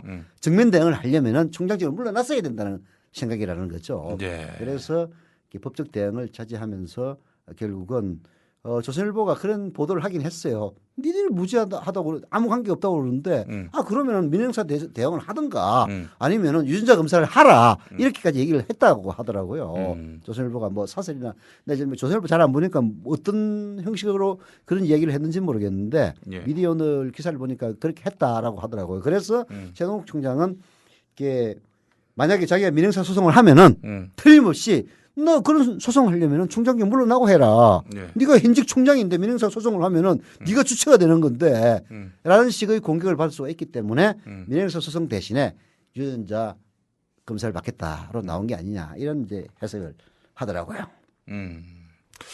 자, 그렇다면은 앞으로 최동욱 총장이나 조선일보나 어느 한쪽에 치명적인 타격을 입는 상황까지 가진 않을 것이다 이렇게 보시는 겁니까? 당분간은 그렇다고 봐야죠. 최동욱 총장이 이게 조선일보가 치명적인 타격을 입으려면은 자인은 최동욱이 조선일보를 민행사로 걸어야 되거든요. 예. 민행사로 그는 순간. 근데 자연인 최동욱이 돼서 이를테면 검찰총장을 그만두고 자연인 상태에서 최동욱이 조선일보를 상대한다는 거는 그렇게 해서 이긴다 한들 뭐 뉴스가 크겠습니까? 자연인이 됐는데. 그 최동욱 총장의 그런 약점을 예. 간파하고 그런 보도를 했다 저는 그렇게 보이는데요. 예. 이거를 대응할 수 있는 방법은 그 보도가 사실이 아니다라고 네. 해야 될 것 아닙니까? 예. 그러면 민사소송을 하든지 행사소송을 해야 되는데 민사소송은 또 몰라도 행사소송의 경우에는 소송을 하면은 당장 그 검찰이 수사를 하게 돼 있단 말이에요. 그 검찰의 총장이 누굽니까? 최동욱 아닙니까? 예. 그게 소송을 할 수가 없는 입장이에요. 총장을 하고 있는 한은. 예. 그러니까 조선일보가 마음을 놓고 이제 이런 보도를 했다. 뭐 그렇게 이제 보고 있다고 검찰 출입 기자들이 설명을 해주더라고요. 그래서 내가 그렇구나. 이게 참 최동욱 총장으로서는 진퇴양난이다. 예. 열받아서 정식으로 대응을 하고 싶으면 총장을 그만둬야 되는 거고 총장을 그만두는 것은 결국은 조선일보나 혹은 조선일보에 뭐 리크했다고 보이는 쪽의 의도에 말려 들어가는 것이고 리크를 했다는 건 이제 정보를 제공한. 그렇죠. 네. 그래서 참 대응하기가 쉽지 않고 고육지책으로 현재로서는 그런 보도를 잘못된 것이라고 할 수 있는 유일한 방법이 유전자 검사이기 때문에 유전자 검사를 받고 유전자 검사를 받으면은 뭐 친자임이냐 아니냐가 바로 드러나니까 네. 그래서 이걸 바탕으로 조선일보에 정정보도 청구를 하겠다. 네. 정정보도 청구는 아무 관계가 없거든요. 네. 이거는 이제 법적인 대응이 아니니까 그런 식으로 나오는데 결국은 조선일보도 최동욱 총장이라고 하는 만만치 않은 상대를 맞이해서 만약에 유전자 검사를 해가지고 아니라고 하면은 조선일보가 뭐 민행사적으로 타격을 받는 일은 없겠습니다만은 네. 신뢰의 문제에서 엄청난 타격을 받죠. 게다가 또 이 문제로까지 비화된단 말이죠. 니들은 누구로부터 정보를 얻었느냐. 지금 뭐 검찰에서 나오는 얘기들 검찰도 누구라고 이름을 대지는 못합니다. 왜냐하면 사실 이거는 국정원과 권력이 얽혀 있는 문제이기 때문에 정말 실명으로 소스를 제공해 줄 수는 없기 때문에 대개 이제 익명의 관계자를 이용해서 나오는데요.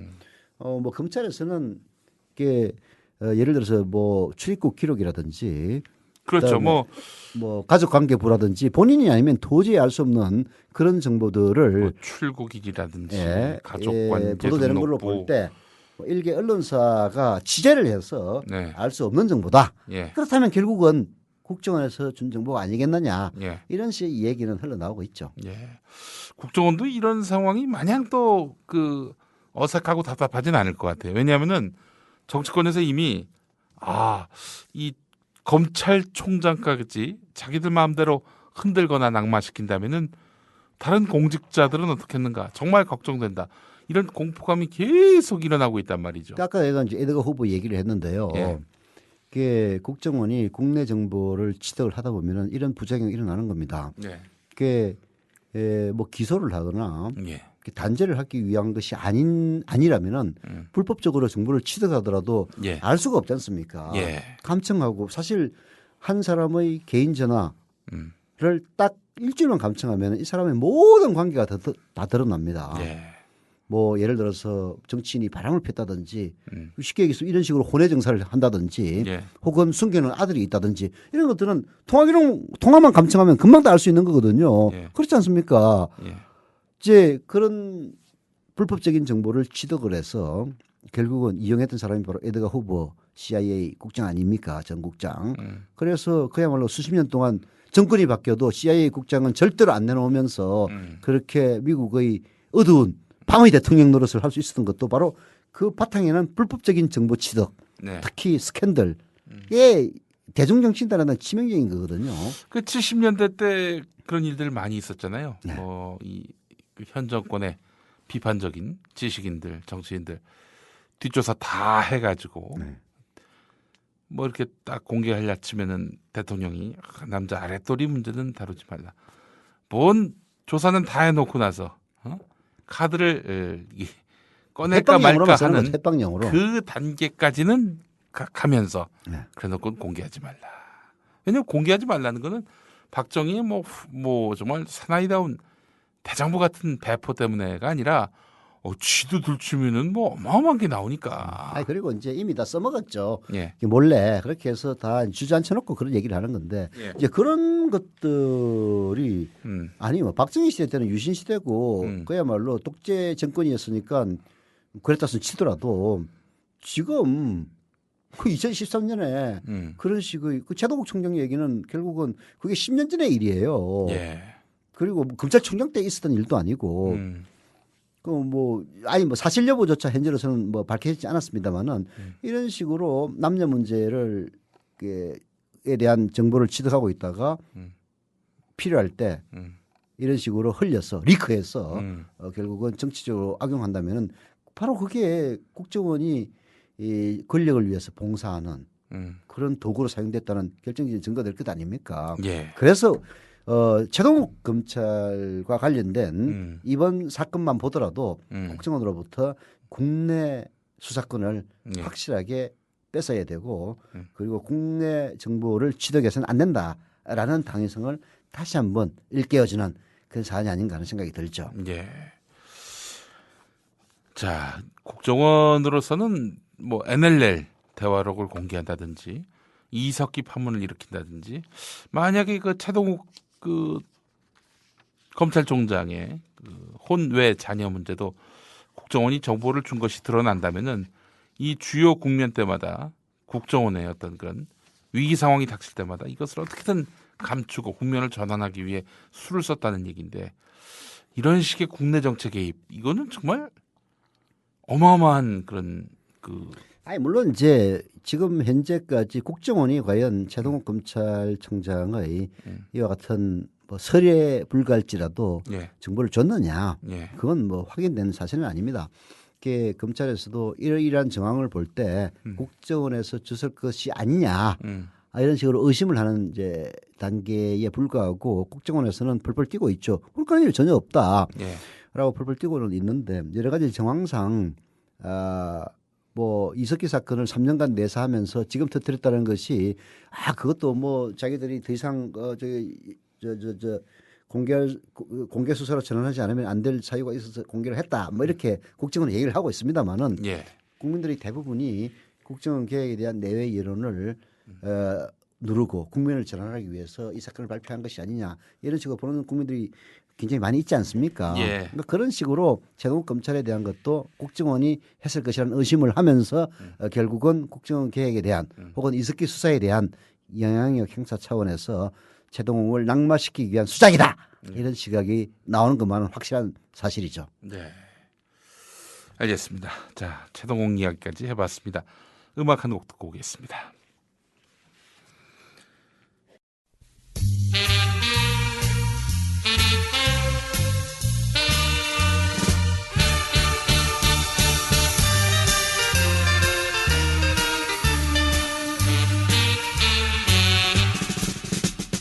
이 세상의 부모 마음 다 같은 마음 아들 딸 네, 음악 함께 했습니다. 아빠의 청춘을 함께 들어봤습니다. 아빠의 청춘이요. 예. 오기택 씨가 부른 노래였습니다. 예. 지금 여러분께서는 서영석, 김용민의 정치 토크와 함께하고 계십니다.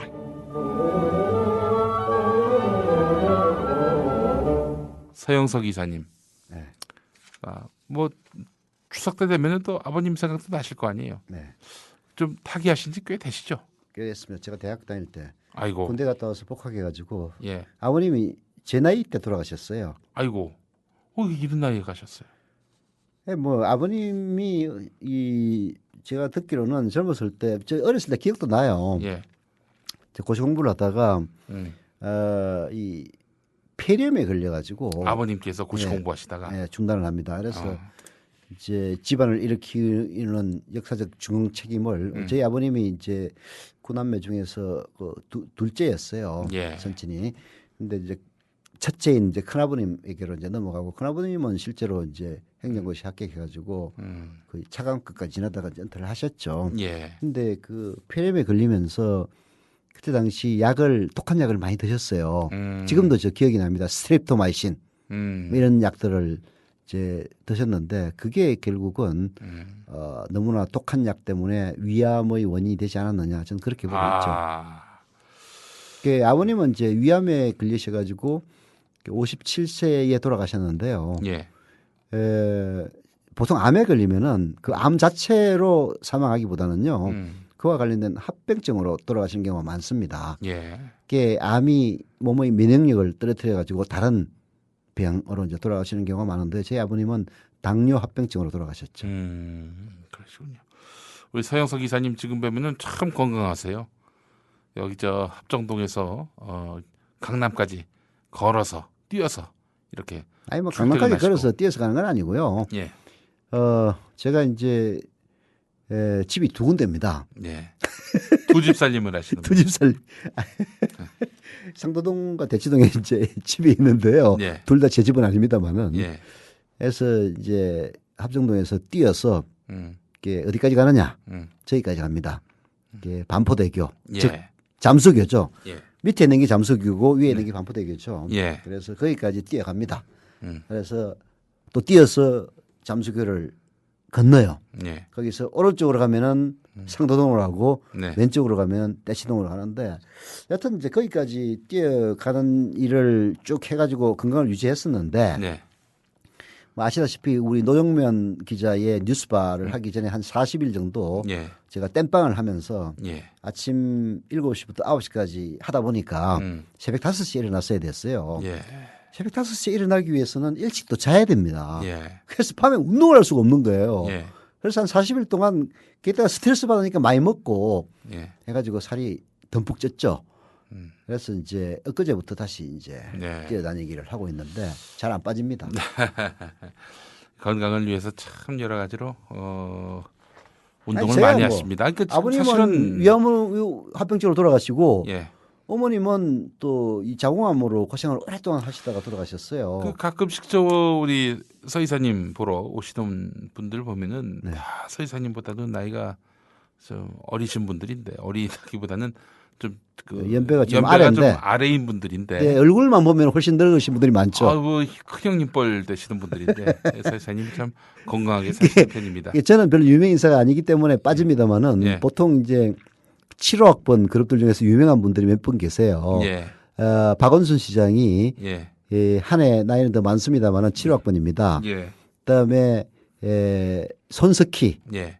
JTBC 사장도 7호학번이에요. 음. 그리고 노회찬 전 의원도 7호학번입니다. 저도 7호학번이고요. 근데 그 네 명이 이제 저는 빼고 손석희, 노회찬, 박원순이 앉아 있으면은 네. 어떻게 손석희와 나머지 두 분이 같은 학번이라고 얘기겠습니까? 거기에 저까지 끼면은 예. 2대1로 나뉘는 거죠. 근데 뭐 저야 뭐 그렇게 또 이렇게 인지도가 높지 않으니까 뭐 저를 굳이 넣을 필요는 없는데 인지도가 높지 않으면 좀 형량이 낮아야 될 텐데 700만 원이나 받고 말이죠. 실속이 없는 인생이에요. 그게 실속 없는 인생이죠. 뭐 유명해가지고 뭐 유명하지도 않은데 이렇게 형량은 높고 말이죠. 자, 박원순 얘기가 나왔으니까 예. 박원순 얘기로 좀 넘어가 보죠. 예, 박원순 시장 예. 요즘 아주 그 야권에서 유일하게 현 정권에 맞대응하고 있고 또 현 정권이 가장 그래도 두려워하는 존재입니다. 이럴 때 사실은 야당에서 백업을 좀 해줘야 되는데 이 박원순 혼자 싸우게 내버려두는 거 아닙니까? 진짜 통합진보당 다른 건 다 몰라도 동지에 하나만 있다고 아까 예. 얘기를 했는데요. 예. 민주당은 다른 건 다 좋아도 진짜 없는 건 동지애야. 음. 야, 내가 진짜 이번에 이 꼬락선이 보면서 김영환 의원이라든지 조경태 의원 발언 들으면서 진짜 뒤로 깨는 줄 알았어요. 진짜 어리라고는 그야말로 쉬쉬할 만큼도 없어요. 예.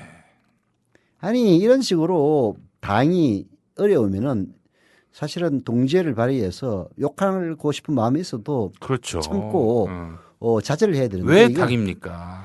이건 맞아 기회는 찬스다라면서 나와가지고 이게 말하자면 아니 통합진보당과 야권 연대를 했던 것이 예. 사실은 그때 시대적인 추세 때문에 야권 연대를 했던 것이고 그리고 또 야권 연대 때문에 많은 표를 얻었던 것 아닙니까? 그렇죠. 아니 그때 아니 진짜 국가보안법을 폐지해가지고 이석기라든지 이런 사람들이 정치가 드러났으면 야권 연대를 했겠어요? 야권 연대를 하게 된 것은 그때 당시 불가피한 시대적 추세 때문에 그랬던 건데 예. 지금 와가지고 민주당이 먼저 반성을 해야 된다는 둥 친노가 반성해야 된다 이런 식의 이 이야기를 찌끄러고 있는 사람들은 진짜 동지의 등 뒤에다가 비수를 꽂는 행위입니다. 그렇게 해가지고 그 사람들이 무슨 부귀영화에 설지는 잘 모르겠는데요.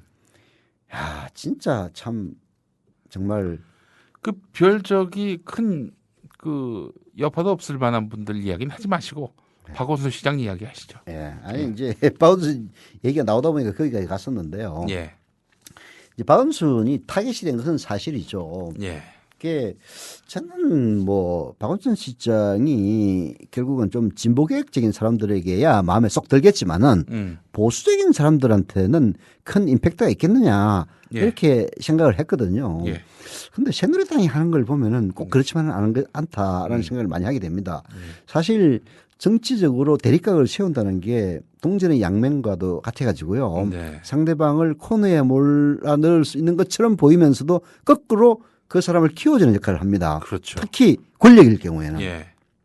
사실 뭐 박근혜나 이명박이 이 그때 2003년인가 2002년도에 촛불 집회를 했다고 우리들은 많이 비웃습니다만은 입장을 바꿔서 보면은 그런 것들 때문에 이른바 보수 성향의 유권자들은 자기들의 아이콘으로 촛불 집회를 했던 게 박근혜와 이명박을 결국은 대통령 후보로 꼽게 된 것 아닙니까? 네. 이명박이 먼저 하긴 했습니다만은 결국 두 사람 다 대통령 되는데 성공한 것이죠. 예.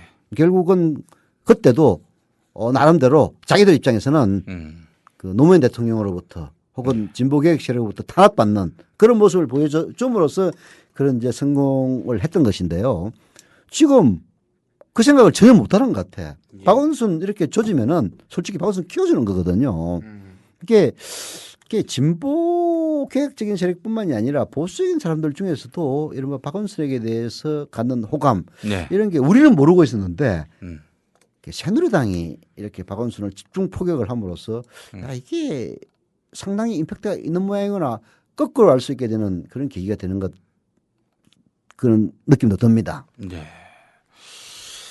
능력이 있어요. 확실히 그 정치적 감각도 있고 말이죠. 네. 능력이 있는 분들이 정치적 감각이 좀 떨어져 가지고 뉴스에 잘 안 나오는 경우가 있거든요. 근데 이제 뉴스에 잘 나오면서 싸움도 잘하고 정치도 잘하고 이런 사람들이 이제 국정원의 이른바 뒷조사 당할 확률이 높은 편이죠. 근데도 이제- 뭐 지금까지 별 얘기 안 나오는 걸로 봐서는 자기 주변 관리도 참 잘했던 것으로. 그거야 유명한 얘기예요. 예. 그게 제일 이제 유명한 사람이 사실은 이 방면에서 제일 유명한 사람이 박원순하고 정현주 두 사람입니다. 그렇죠. 그게 털기 위해서 그야말로 주변을 샅샅이 뒤졌는데 먼저 한 방울 안 놓은 사람이 바로 박원순하고 정현주다. 이런 얘기는 파다 좀 이미 이제 이명박 때 입증이 된 사실입니다. 예. 이제 그건 거꾸로 보면은 오히려 또 욕을 들어먹는 일이기도 해요. 그렇게 안 하려면은 쉽게 얘기해서 밥 안 사면 되는 거거든. 그게 안 도와주면 돼요. 결국은 밥 사주고 도와주다 보니까 아까 뭐 이석기 의원 얘기 때도 제가 얘기를 했습니다만 그 누님이 합참에 근무하면서 문제가 됐던 것은 그 감옥에 가 있는 자기 동생의 부인에게 애들 우유값 하라고 매달 50만 원씩 돈 보내주고 예. 이메일 주고 한 것이 결국은 사달이 나가지고 나중에 합참에 끌려가고 조사를 받으면서 가혹행위를 했다는 그런 주장도 하게 되고 징계도 받고 결국은 일찍 사망하는 그런 이유가 되지 않았습니까? 예. 결국은 안 도와주면은 그런 일이 있을 수가 없는 거예요. 안 도와주면 또 평판은 안 좋아집니다. 예. 내부적인 평판은 예. 서울시장이 됐는데 도와주는 게 뭐야?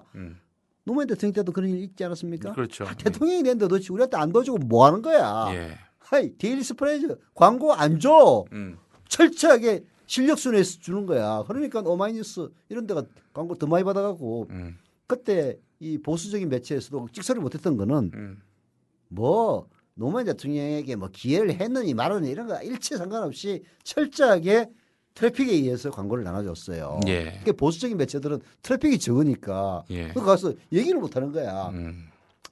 그런 이제 동전의 양면이 존재를 하긴 하는데 여하튼 요걸 내부적으로는 먹는다 손 치더라도 이렇게 이명박과 박근혜가 10년에 걸쳐서 집권하는 이런 기간 동안에서는 뭐 털어야 꼬투리가 안 생기니까 예. 이제 이른바 그 최동욱 사건과 같은 일은 벌어질 수가 없는 거죠. 아니 만에 하나 박원순 시장이 어디 가가지고 애라도 하나 낳았다고 생각을 해보세요. 벌써 탈탈 틀려가지고 아예 서울시장 되지도 못해.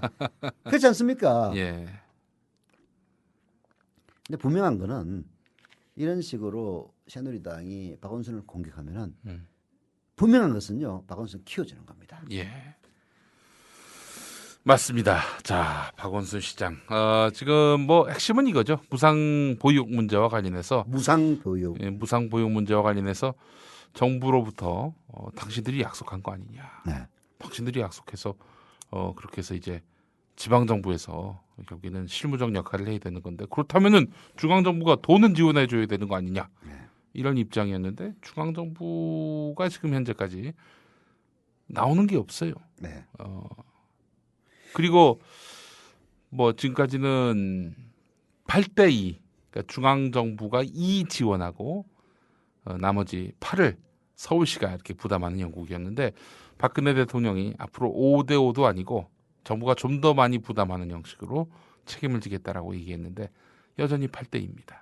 그래서 6대4로 바꿔달라. 뭐 5대5는 바라지도 않고 6대4에서 우리가 6을 부담할 테니까 4를 중앙정부가 부담해달라.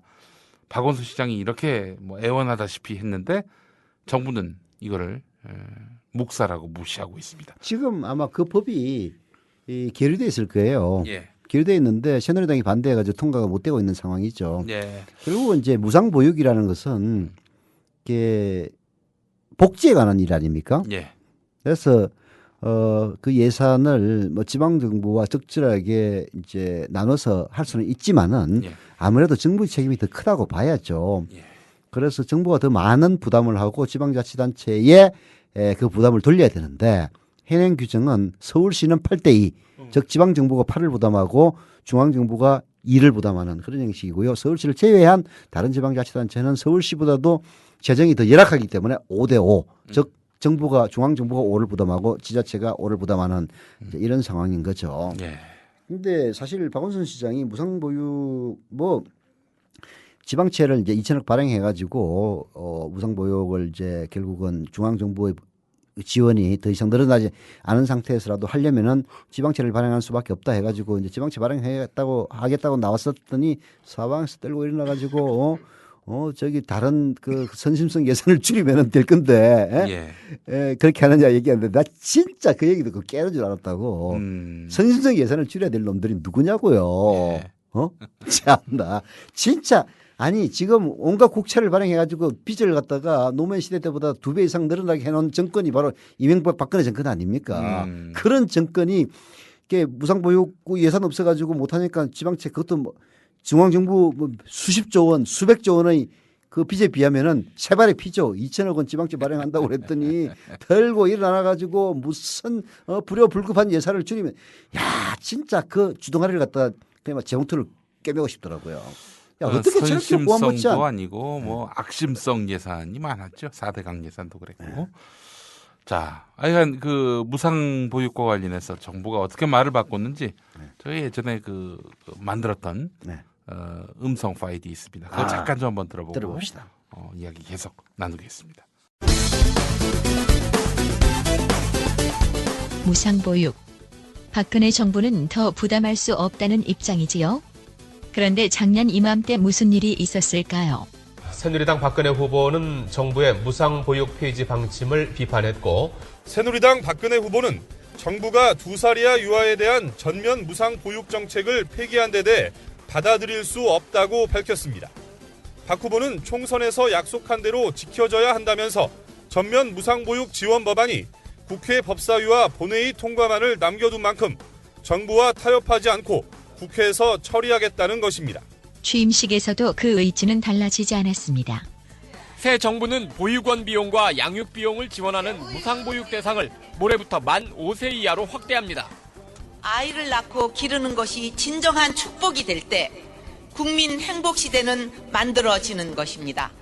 당선인 시절에는 이런 말도 했네요. 박근혜 대통령 당선인이 보육 사업은 중앙정부가 책임지는 게 맞다고 말했습니다. 시도지사들이 5세 이하 무상보육에 따른 재정 부담을 걱정하자 박 당선인은 보육사업과 같은 전국 단위의 사업은 중앙정부가 책임지는 게 맞다면서 지방의 부담을 더는 방향을 찾아보겠다고 말했습니다. 중앙과 지방이 절반씩 부담하는 현재 방식대로 하면 지방정부가 1조 원 정도를 추가로 부담해야 하는데 중앙정부가 더 부담하는 방안을 찾겠다는 겁니다. 그래서 전국에 어디에 살든 그 국민들이 희망을 가질 수가 있고 자신의 미래에 대해서 그리고 노력한 만큼 그 행복과 보람을 거둘 수 있는 그런 나라를 꼭 만들어야 되겠다는.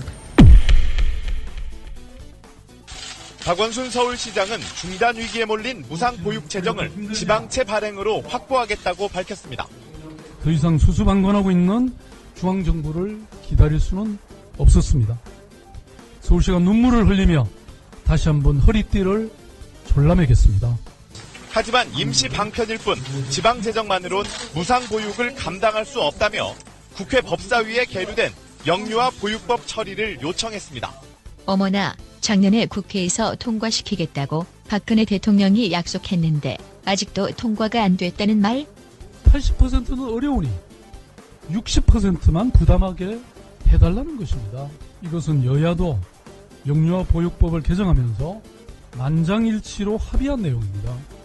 50% 이상은 기대조차 안 하고 40% 정도만이라도 부담해달라는 게 박원순 시장 부탁. 그러나 현재 정부는 20%만 담당하고 있는 정도. 새누리당 반응은 어떨까? 어제 하루 2번의 논평이 나왔는데 사과와 반성의 브리핑이었을까? 안녕하세요. 새누리당 대변인 민현주입니다. 박원순 시장은 안정적인 재원 확보 대책을 마련하지 못하고 무상보육을 볼모로 정치적 목적을 달성하려 한 것에 대해 먼저 사과해야 할 것입니다. 또한 중앙정부와 지방정부는 국민과 국가를 위해 협력하는 관계이지 책임을 떠넘기며 대립하는 관계가 아니라는 사실을 마음에 깊이 새기길 바랍니다. 5분 뒤 나온 김성태 새누리당 서울시당 위원장. 예. 저희 당 논평에서 좀 중복이 될 수가 있습니다만은 이 사안이 좀 전에 우리 중앙당 민현주 대변인이 한 논평과 지금 현재 서울시당 위원장으로 나가는 이 성명을 같이 믹싱하셔도 관계는 없겠습니다. 박원순 시장의 서울시 무상보육대책 발표는 대국민 기만극. 지난 한 달간 1인서 보여주던 박 시장 마침내 무상보육쇼로 마무리. 올 박원순 시장의 서울시 무상보육대책 발표를 바라보며 참을 수 없는 역겨움을 느낀다. 참으로 가증스럽고 나쁜 시장이다. 쏙과 끝이 다는 이중적 인간이나 할 수 있는 무상보육 쇼 한 편을 본 것 같다. 출처 MBC, YTN, 국회 인터넷 의사중계 시스템.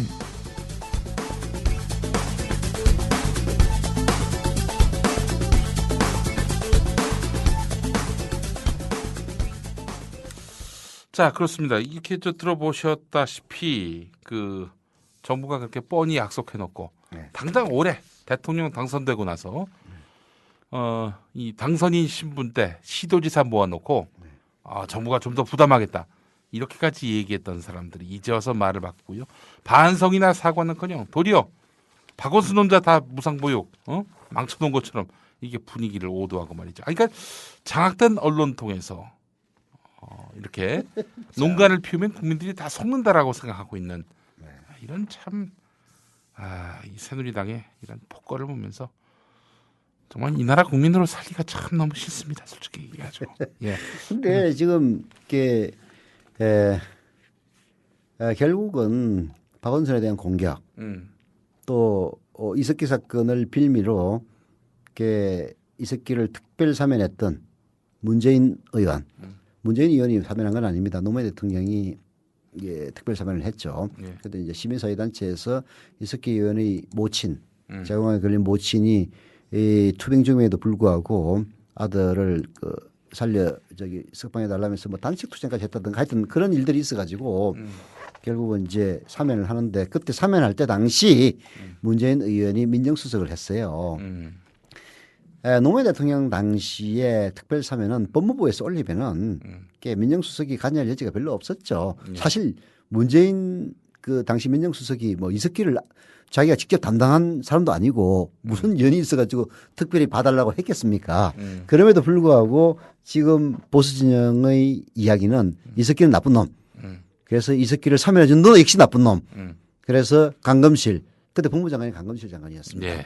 그다음에 문재인 민정수석 이런 사람들 다 똑같이 나쁜 놈이다. 뭐 이런 식으로 몰아붙이고 있는데요. 이석기 광풍이 실제 박근혜 대통령의 최근 지지율에도 영향을 미치고 있습니다. 더 올라갔어요. 7, 8%에서 60%가 넘어서는 쾌거를 이뤘습니다. 그래서 그렇다면은 결국 이석기 사건이 효과가 있었던 건데 더불어서 문재인까지 한번 조져보자. 야, 그러면 뭐 선거 때마다 이런 식으로 그 국면 돌파하면은 선거마다 다 이기겠구만. 그러니까. 근데 이게 꼭 그 야당이 무능한 거지 그러면. 야당이 무능한 것도 있고 이게 이 집권 6개월 차에 지지도가 가장 높았던 대통령이 누구인지 아십니까? YS 같은데요? 그렇죠. 김영삼 대통령입니다. 집권 6개월 차에 83%의 지지도를 가졌어요. 사실 김영삼 대통령 때 초기에는 하나의 척결이라든지 그다음에 금융실명제 도입 등 굵직굵직한 일들을 많이 했습니다. 그래서 인기가 높았는데 임기 말에 20% 이하로 떨어졌습니다. 사실 영남 정권이 20% 이하로 떨어지기는 쉬운 일이 아닌데요. 그때 김현철 그 사건 등으로 인해서 떨어졌습니다. 그래서 지금 그 김영삼 전 대통령의 지지율인 83%는 미치지 못하지만은 박근혜 대통령의 63%의 지지율도 굉장히 꽤 높은 것이거든요. 근데 그랬다가 김영삼 대통령이 20%로 급정직화했던 것처럼 박근혜 대통령은 지금까지 뭔가 일은 한 게 하나도 없는데 이게 주변 환경적 요소에 의해서 인기가 올라가는 아주 그런 기현상을 보였단 말이에요. 그게 내공이 없이 올라간 인기는 결국 급전직하기 마련인 거죠. 그래서 뭐 그렇게 좋아할 일은 전혀 없는데요. 여하튼 이제 그렇게 인기가 올라가다 보니까 이거 효과를 봤다. 차제에 문재인도 조지자 해가지고 문재인 박원순 죽이기에 나서는 것 같은데요. 그런 것들이 결국은 문재인과 박원순을 오히려 키워주는 그런 결과밖에 내놓을 수가 없는 거죠. 오히려 이런 그 새누리당이 문재인과 박원순을 집중 공격함으로써 가장 피해를 입고 있는 사람은 다름 아닌 안철수 의원입니다. 존재감 제로가 돼버리는. 그렇죠. 그래서 사실은 안철수 의원 같은 경우는 지금 일부러라도 박근혜 대통령과 좀 대립각을 세워야 될 그럴 필요도 있는데요. 근데 이제 안철수 의원 진영의 기본적인 사고방식은 중용, 중도파 이런 사람들이 자기의 지지층이 될 것이다 이렇게 보고 있기 때문에 섣불리 박근혜 대통령 인기가 지금 높지 않습니까? 이런 박근혜 대통령을 공격하는데도 큰 부담을 느끼고 있는 것 같아서 안철수 의원 역시 좀 진퇴양난이 아니냐 하는 그런 생각이 드네요.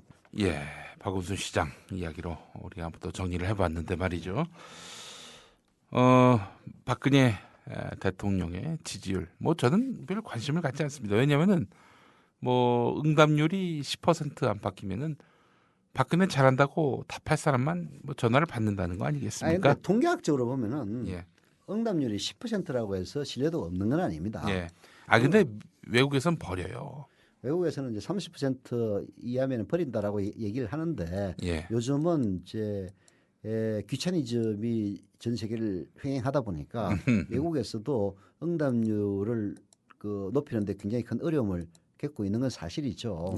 근데 이제 순수하게 통계학적으로만 보면은 응답률이 뭐 8 내지 15% 나온다고 해서 그 여론조사가 틀리다 이렇게 얘기는 하지 않습니다. 근데 한국적인 상황에서는 좀 그런 측면이 있어요. 특히 48%는 문재인을 지지했지만은 선거 결과가 박근혜 승리로 나왔고 그 이후 개표 과정에서도 좀 미심쩍은 일들이 많이 있었는 터에 국정원이 대선에 개입했다는 사실이 드러남으로써 뭔가 이게 속으로 부글부글 끓어오르는 이제 그런 심리적 상태에 있단 말이에요. 그래서 이런 상태에서는 질문을 해도 답을 잘 하지 않습니다. 이게 결국은 응답률이 낮다고 해서 통계가 왜곡되는 것은 아니지만은 이런 상황에서 낮은 응답률은 정확한 민심을 반영할 수 없다. 이런 식의 논리도 여전히 성립을 하는 거죠. 그렇게 이제 보는 건데요. 심지어는 이게 뭐 확인된 사실은 아닙니다만은 어떤 사람들은 이런 얘기까지 하고 있어요. 여론조사 전화가 와서 그래 좋다. 박근혜 인기가 높다고 하는데 우리가 외면하니까 박근혜 인기가 높다 해서 한번 응답을 해보자라고 했더니 아주 박근혜를 지지하지 않는다고 하면 복잡하게 설문을 끌고 가가지고 결국은 박근혜의 업적 중에서 하나 정도를 지지를 해야 그 다음으로 넘어갈 수 있도록 해서 열받아서 전화를 끊어버리게 만드는 그런 일도 있었다. 이런 얘기들이 트위터에 나돌고 있더라고요. 확인된 사실은 아닙니다만은 그런 일이 있으면은 좀 녹음을 해 놓으세요. 확인된 사실은 아닙니다만은 그게 말하자면은 박근혜 대통령을 지지하지 않던 사람들의 심리 상태 이런 것들은 웅변하고 있는 거거든요.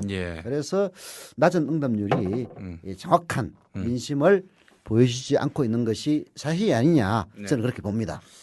알겠습니다. 자 여기서 음악 한 곡 듣고 또 이야기 계속 이어가겠습니다.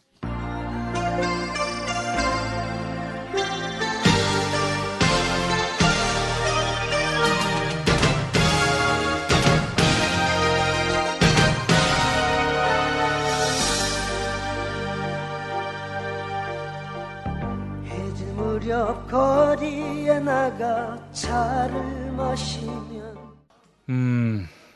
박원순 서울시장 이야기를 해서 저희가 또 이제 자, 조용필의 이제- 서울을 들었습니다. 서울 들었습니까? 예. 녹음을 하다 보니까 음악가 제가 못 들어가지고 예.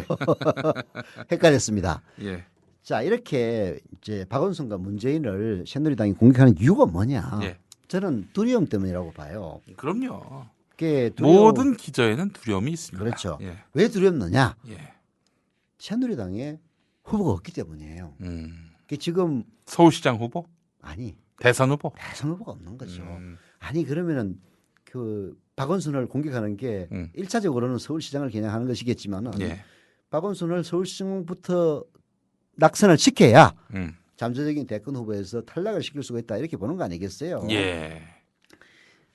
그 모든 두려움의 원천은 결국 새누리당 내부에 다음을 담보할 만한 그런 인물이 부재하다.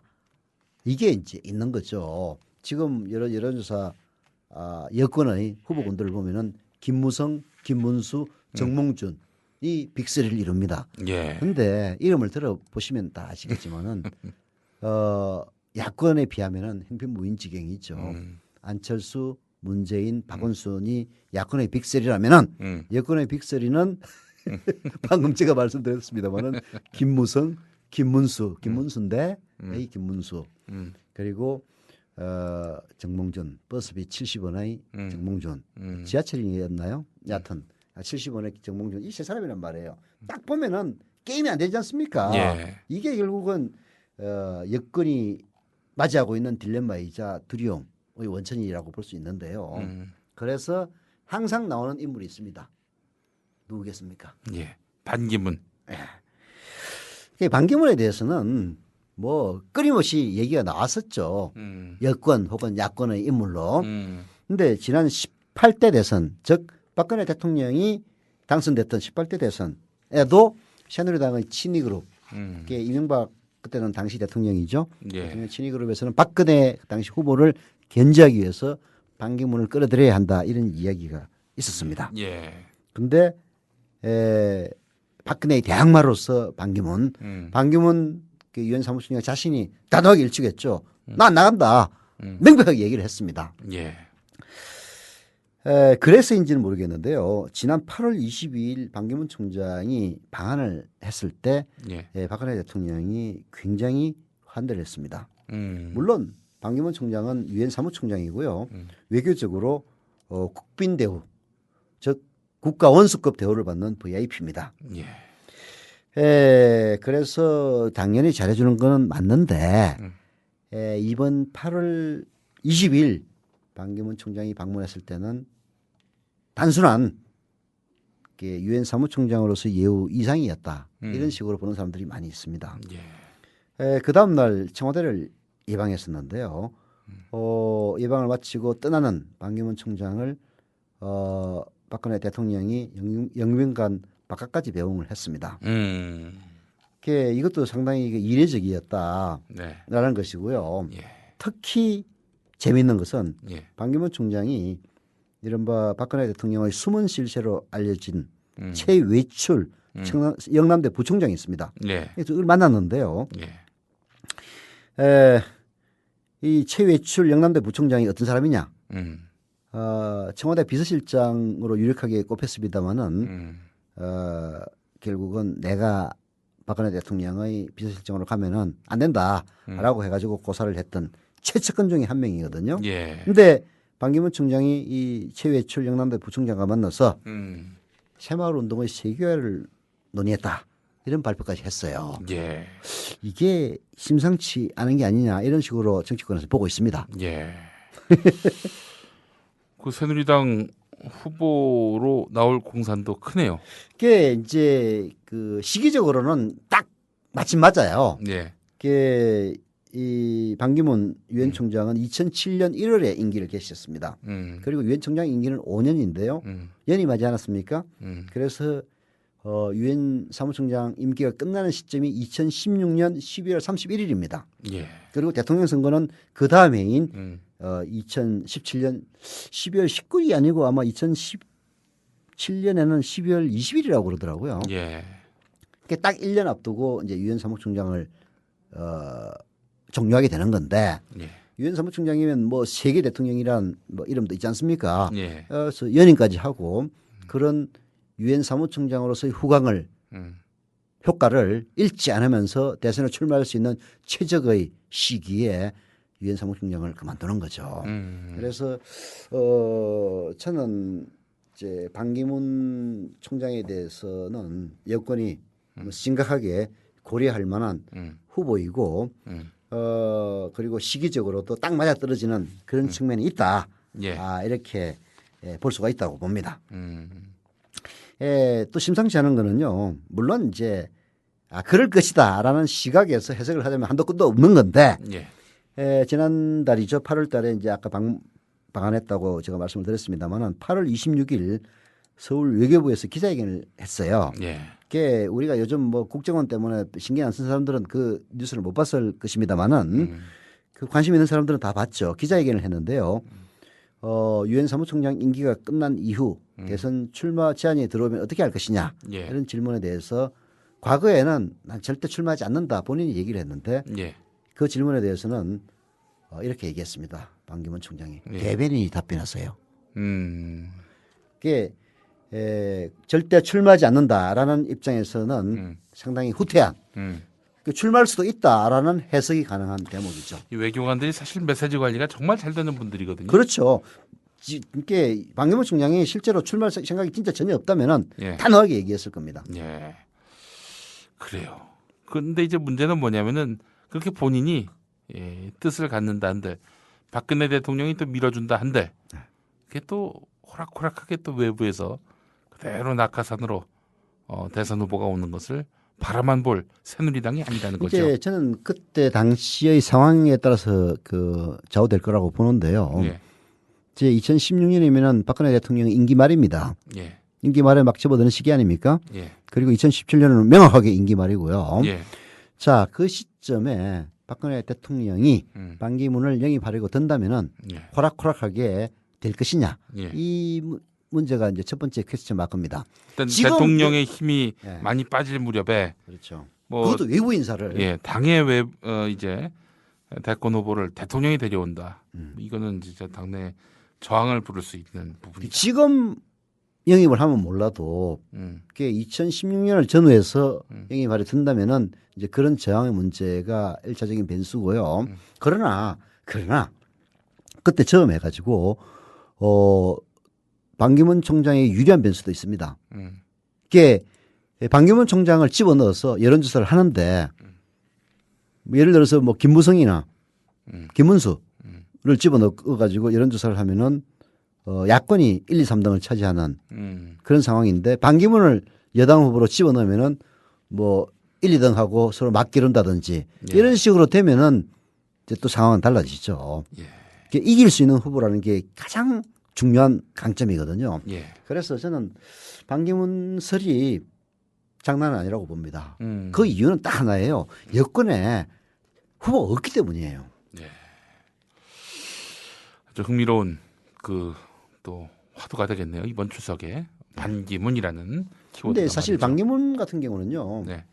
야당에서도 항상 후보설이 나돌았던 인물입니다. 그 박지원 의원 같은 경우도 반기문을 후보로 내셔야 된다는 얘기를 공개적으로 한 적도 있고요. 그리고 2007년도에 유엔 사무총장이 되지 않았습니까? 2007년이 언제입니까? 노무현 대통령 시절이죠. 그때 원래 그 홍석현 씨가 유엔 사무총장을 하려고 그러다가 이른바 삼성 엑스파일 사건 때문에 낙마를 하게 됐죠. 그 유엔 대사로 갔다가 그죠? 이제 정확한 팩트는 맞는지 잘 모르겠는데 그러다가 결국은 이제 그야말로 자다가 떡 먹은 격으로 참여정부의 외교통상부 장관을 했던 반기문 씨가 핀치히터로 등장해가지고 됐기 때문에 사실 이른바 현재 야권하고도 무관할 수 없는 그런 인물이죠. 그리고 그 스토리 자체가 그야말로 심심산골의 소년이 세계의 대통령이라고 볼 수 있는 유엔 사무총장으로 입지전적인 그런 이제 과정을 거쳐서 올라갔기 때문에 저는 반기문 후보설이 여권이든 야권이든 다 파괴력은 있을 거라고 봅니다. 다만 야권의 경우에는 유력한 후보들이 많이 있기 때문에 사실 운이 되기 어렵고요. 지금 유력한 후보가 전무하다시피 하고 있는 새누리당으로서는 반기문 영입설은 참을 수 없는 유혹이 되지 않을까. 예. 이렇게 보면서 예의주시해야 된다. 얘기할 수 있습니다. 야권에서도 차기 대권 주자로 불리는 사람들은 지금부터 뛰어야 사실은 이 유리한 고지를 선점할 수 있다라는 점을 또 우리가 좀 생각해낼 수 있겠네요. 그렇죠. 그 좀 국정원의 이 횡포와 맞붙어서 저항하지 않고서는 저는 뭐 대통령 후보가 될 수 없다라고 보는데요. 사실 이제 그런 측면에서는 우선 박원순 시장은 국정원으로부터 피서를 당했다가 이긴 사람입니다. 그리고 현직 서울시장이고요. 그래서 박원순 시장은 사실 국정원과 싸우는 것은 안 해도 현 정권과 싸우면 되는 거고요. 문재인 의원이야말로 사실 이제 국정원 사건의 제1피해자 아닙니까? 후보였잖아요. 그래서 이제 오히려 강하게 좀 싸워야 되는데 문재인 의원도 보면은 기본적으로 노무현 정권 주변의 인물들은 선한 사람들입니다. 아니 뭐 그 제가 뭐 노빠 친노라서 그런 얘기를 하는 게 아니고요. 항상 그런 얘기하면 저도 불쾌해요. 그게 말하자면은 염치를 아는 사람들이에요. 문재인 의원은 자기가 후보였기 때문에 박근혜 너 잘못했으니까 물러나라 하면 내가 되겠다는 식으로 비칠 수가 있어서 자제를 하는 거죠. 그러나 지금은 박근혜가 물러나고 뭐 저 2등에도 후보가 돼야 된다는 그런 차원은 이미 지나갔지 않았습니까? 지금은 그야말로 잘못된 것과 싸우는 그런 상황이기 때문에 문재인 의원도 좀 본격적으로 자기 자신을 지지하는 사람들의 여망을 반영해서 적극적으로 싸워야 하지 않느냐 하는 그런 생각이 들고요.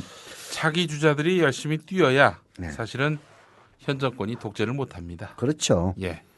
그 점을 좀 안철수 의원도 마찬가지입니다. 이 정권과 협력하거나 혹은 이 정권과 그 반대쪽에 서 있는 사람들보다는 오히려 중간에 서 있는 사람들을 끌어들이겠다는 생각 자체가 잘못된 거예요. 최장기 교수도 얘기하지 않았습니까? 중도층에 대한 것은 환상이라고요.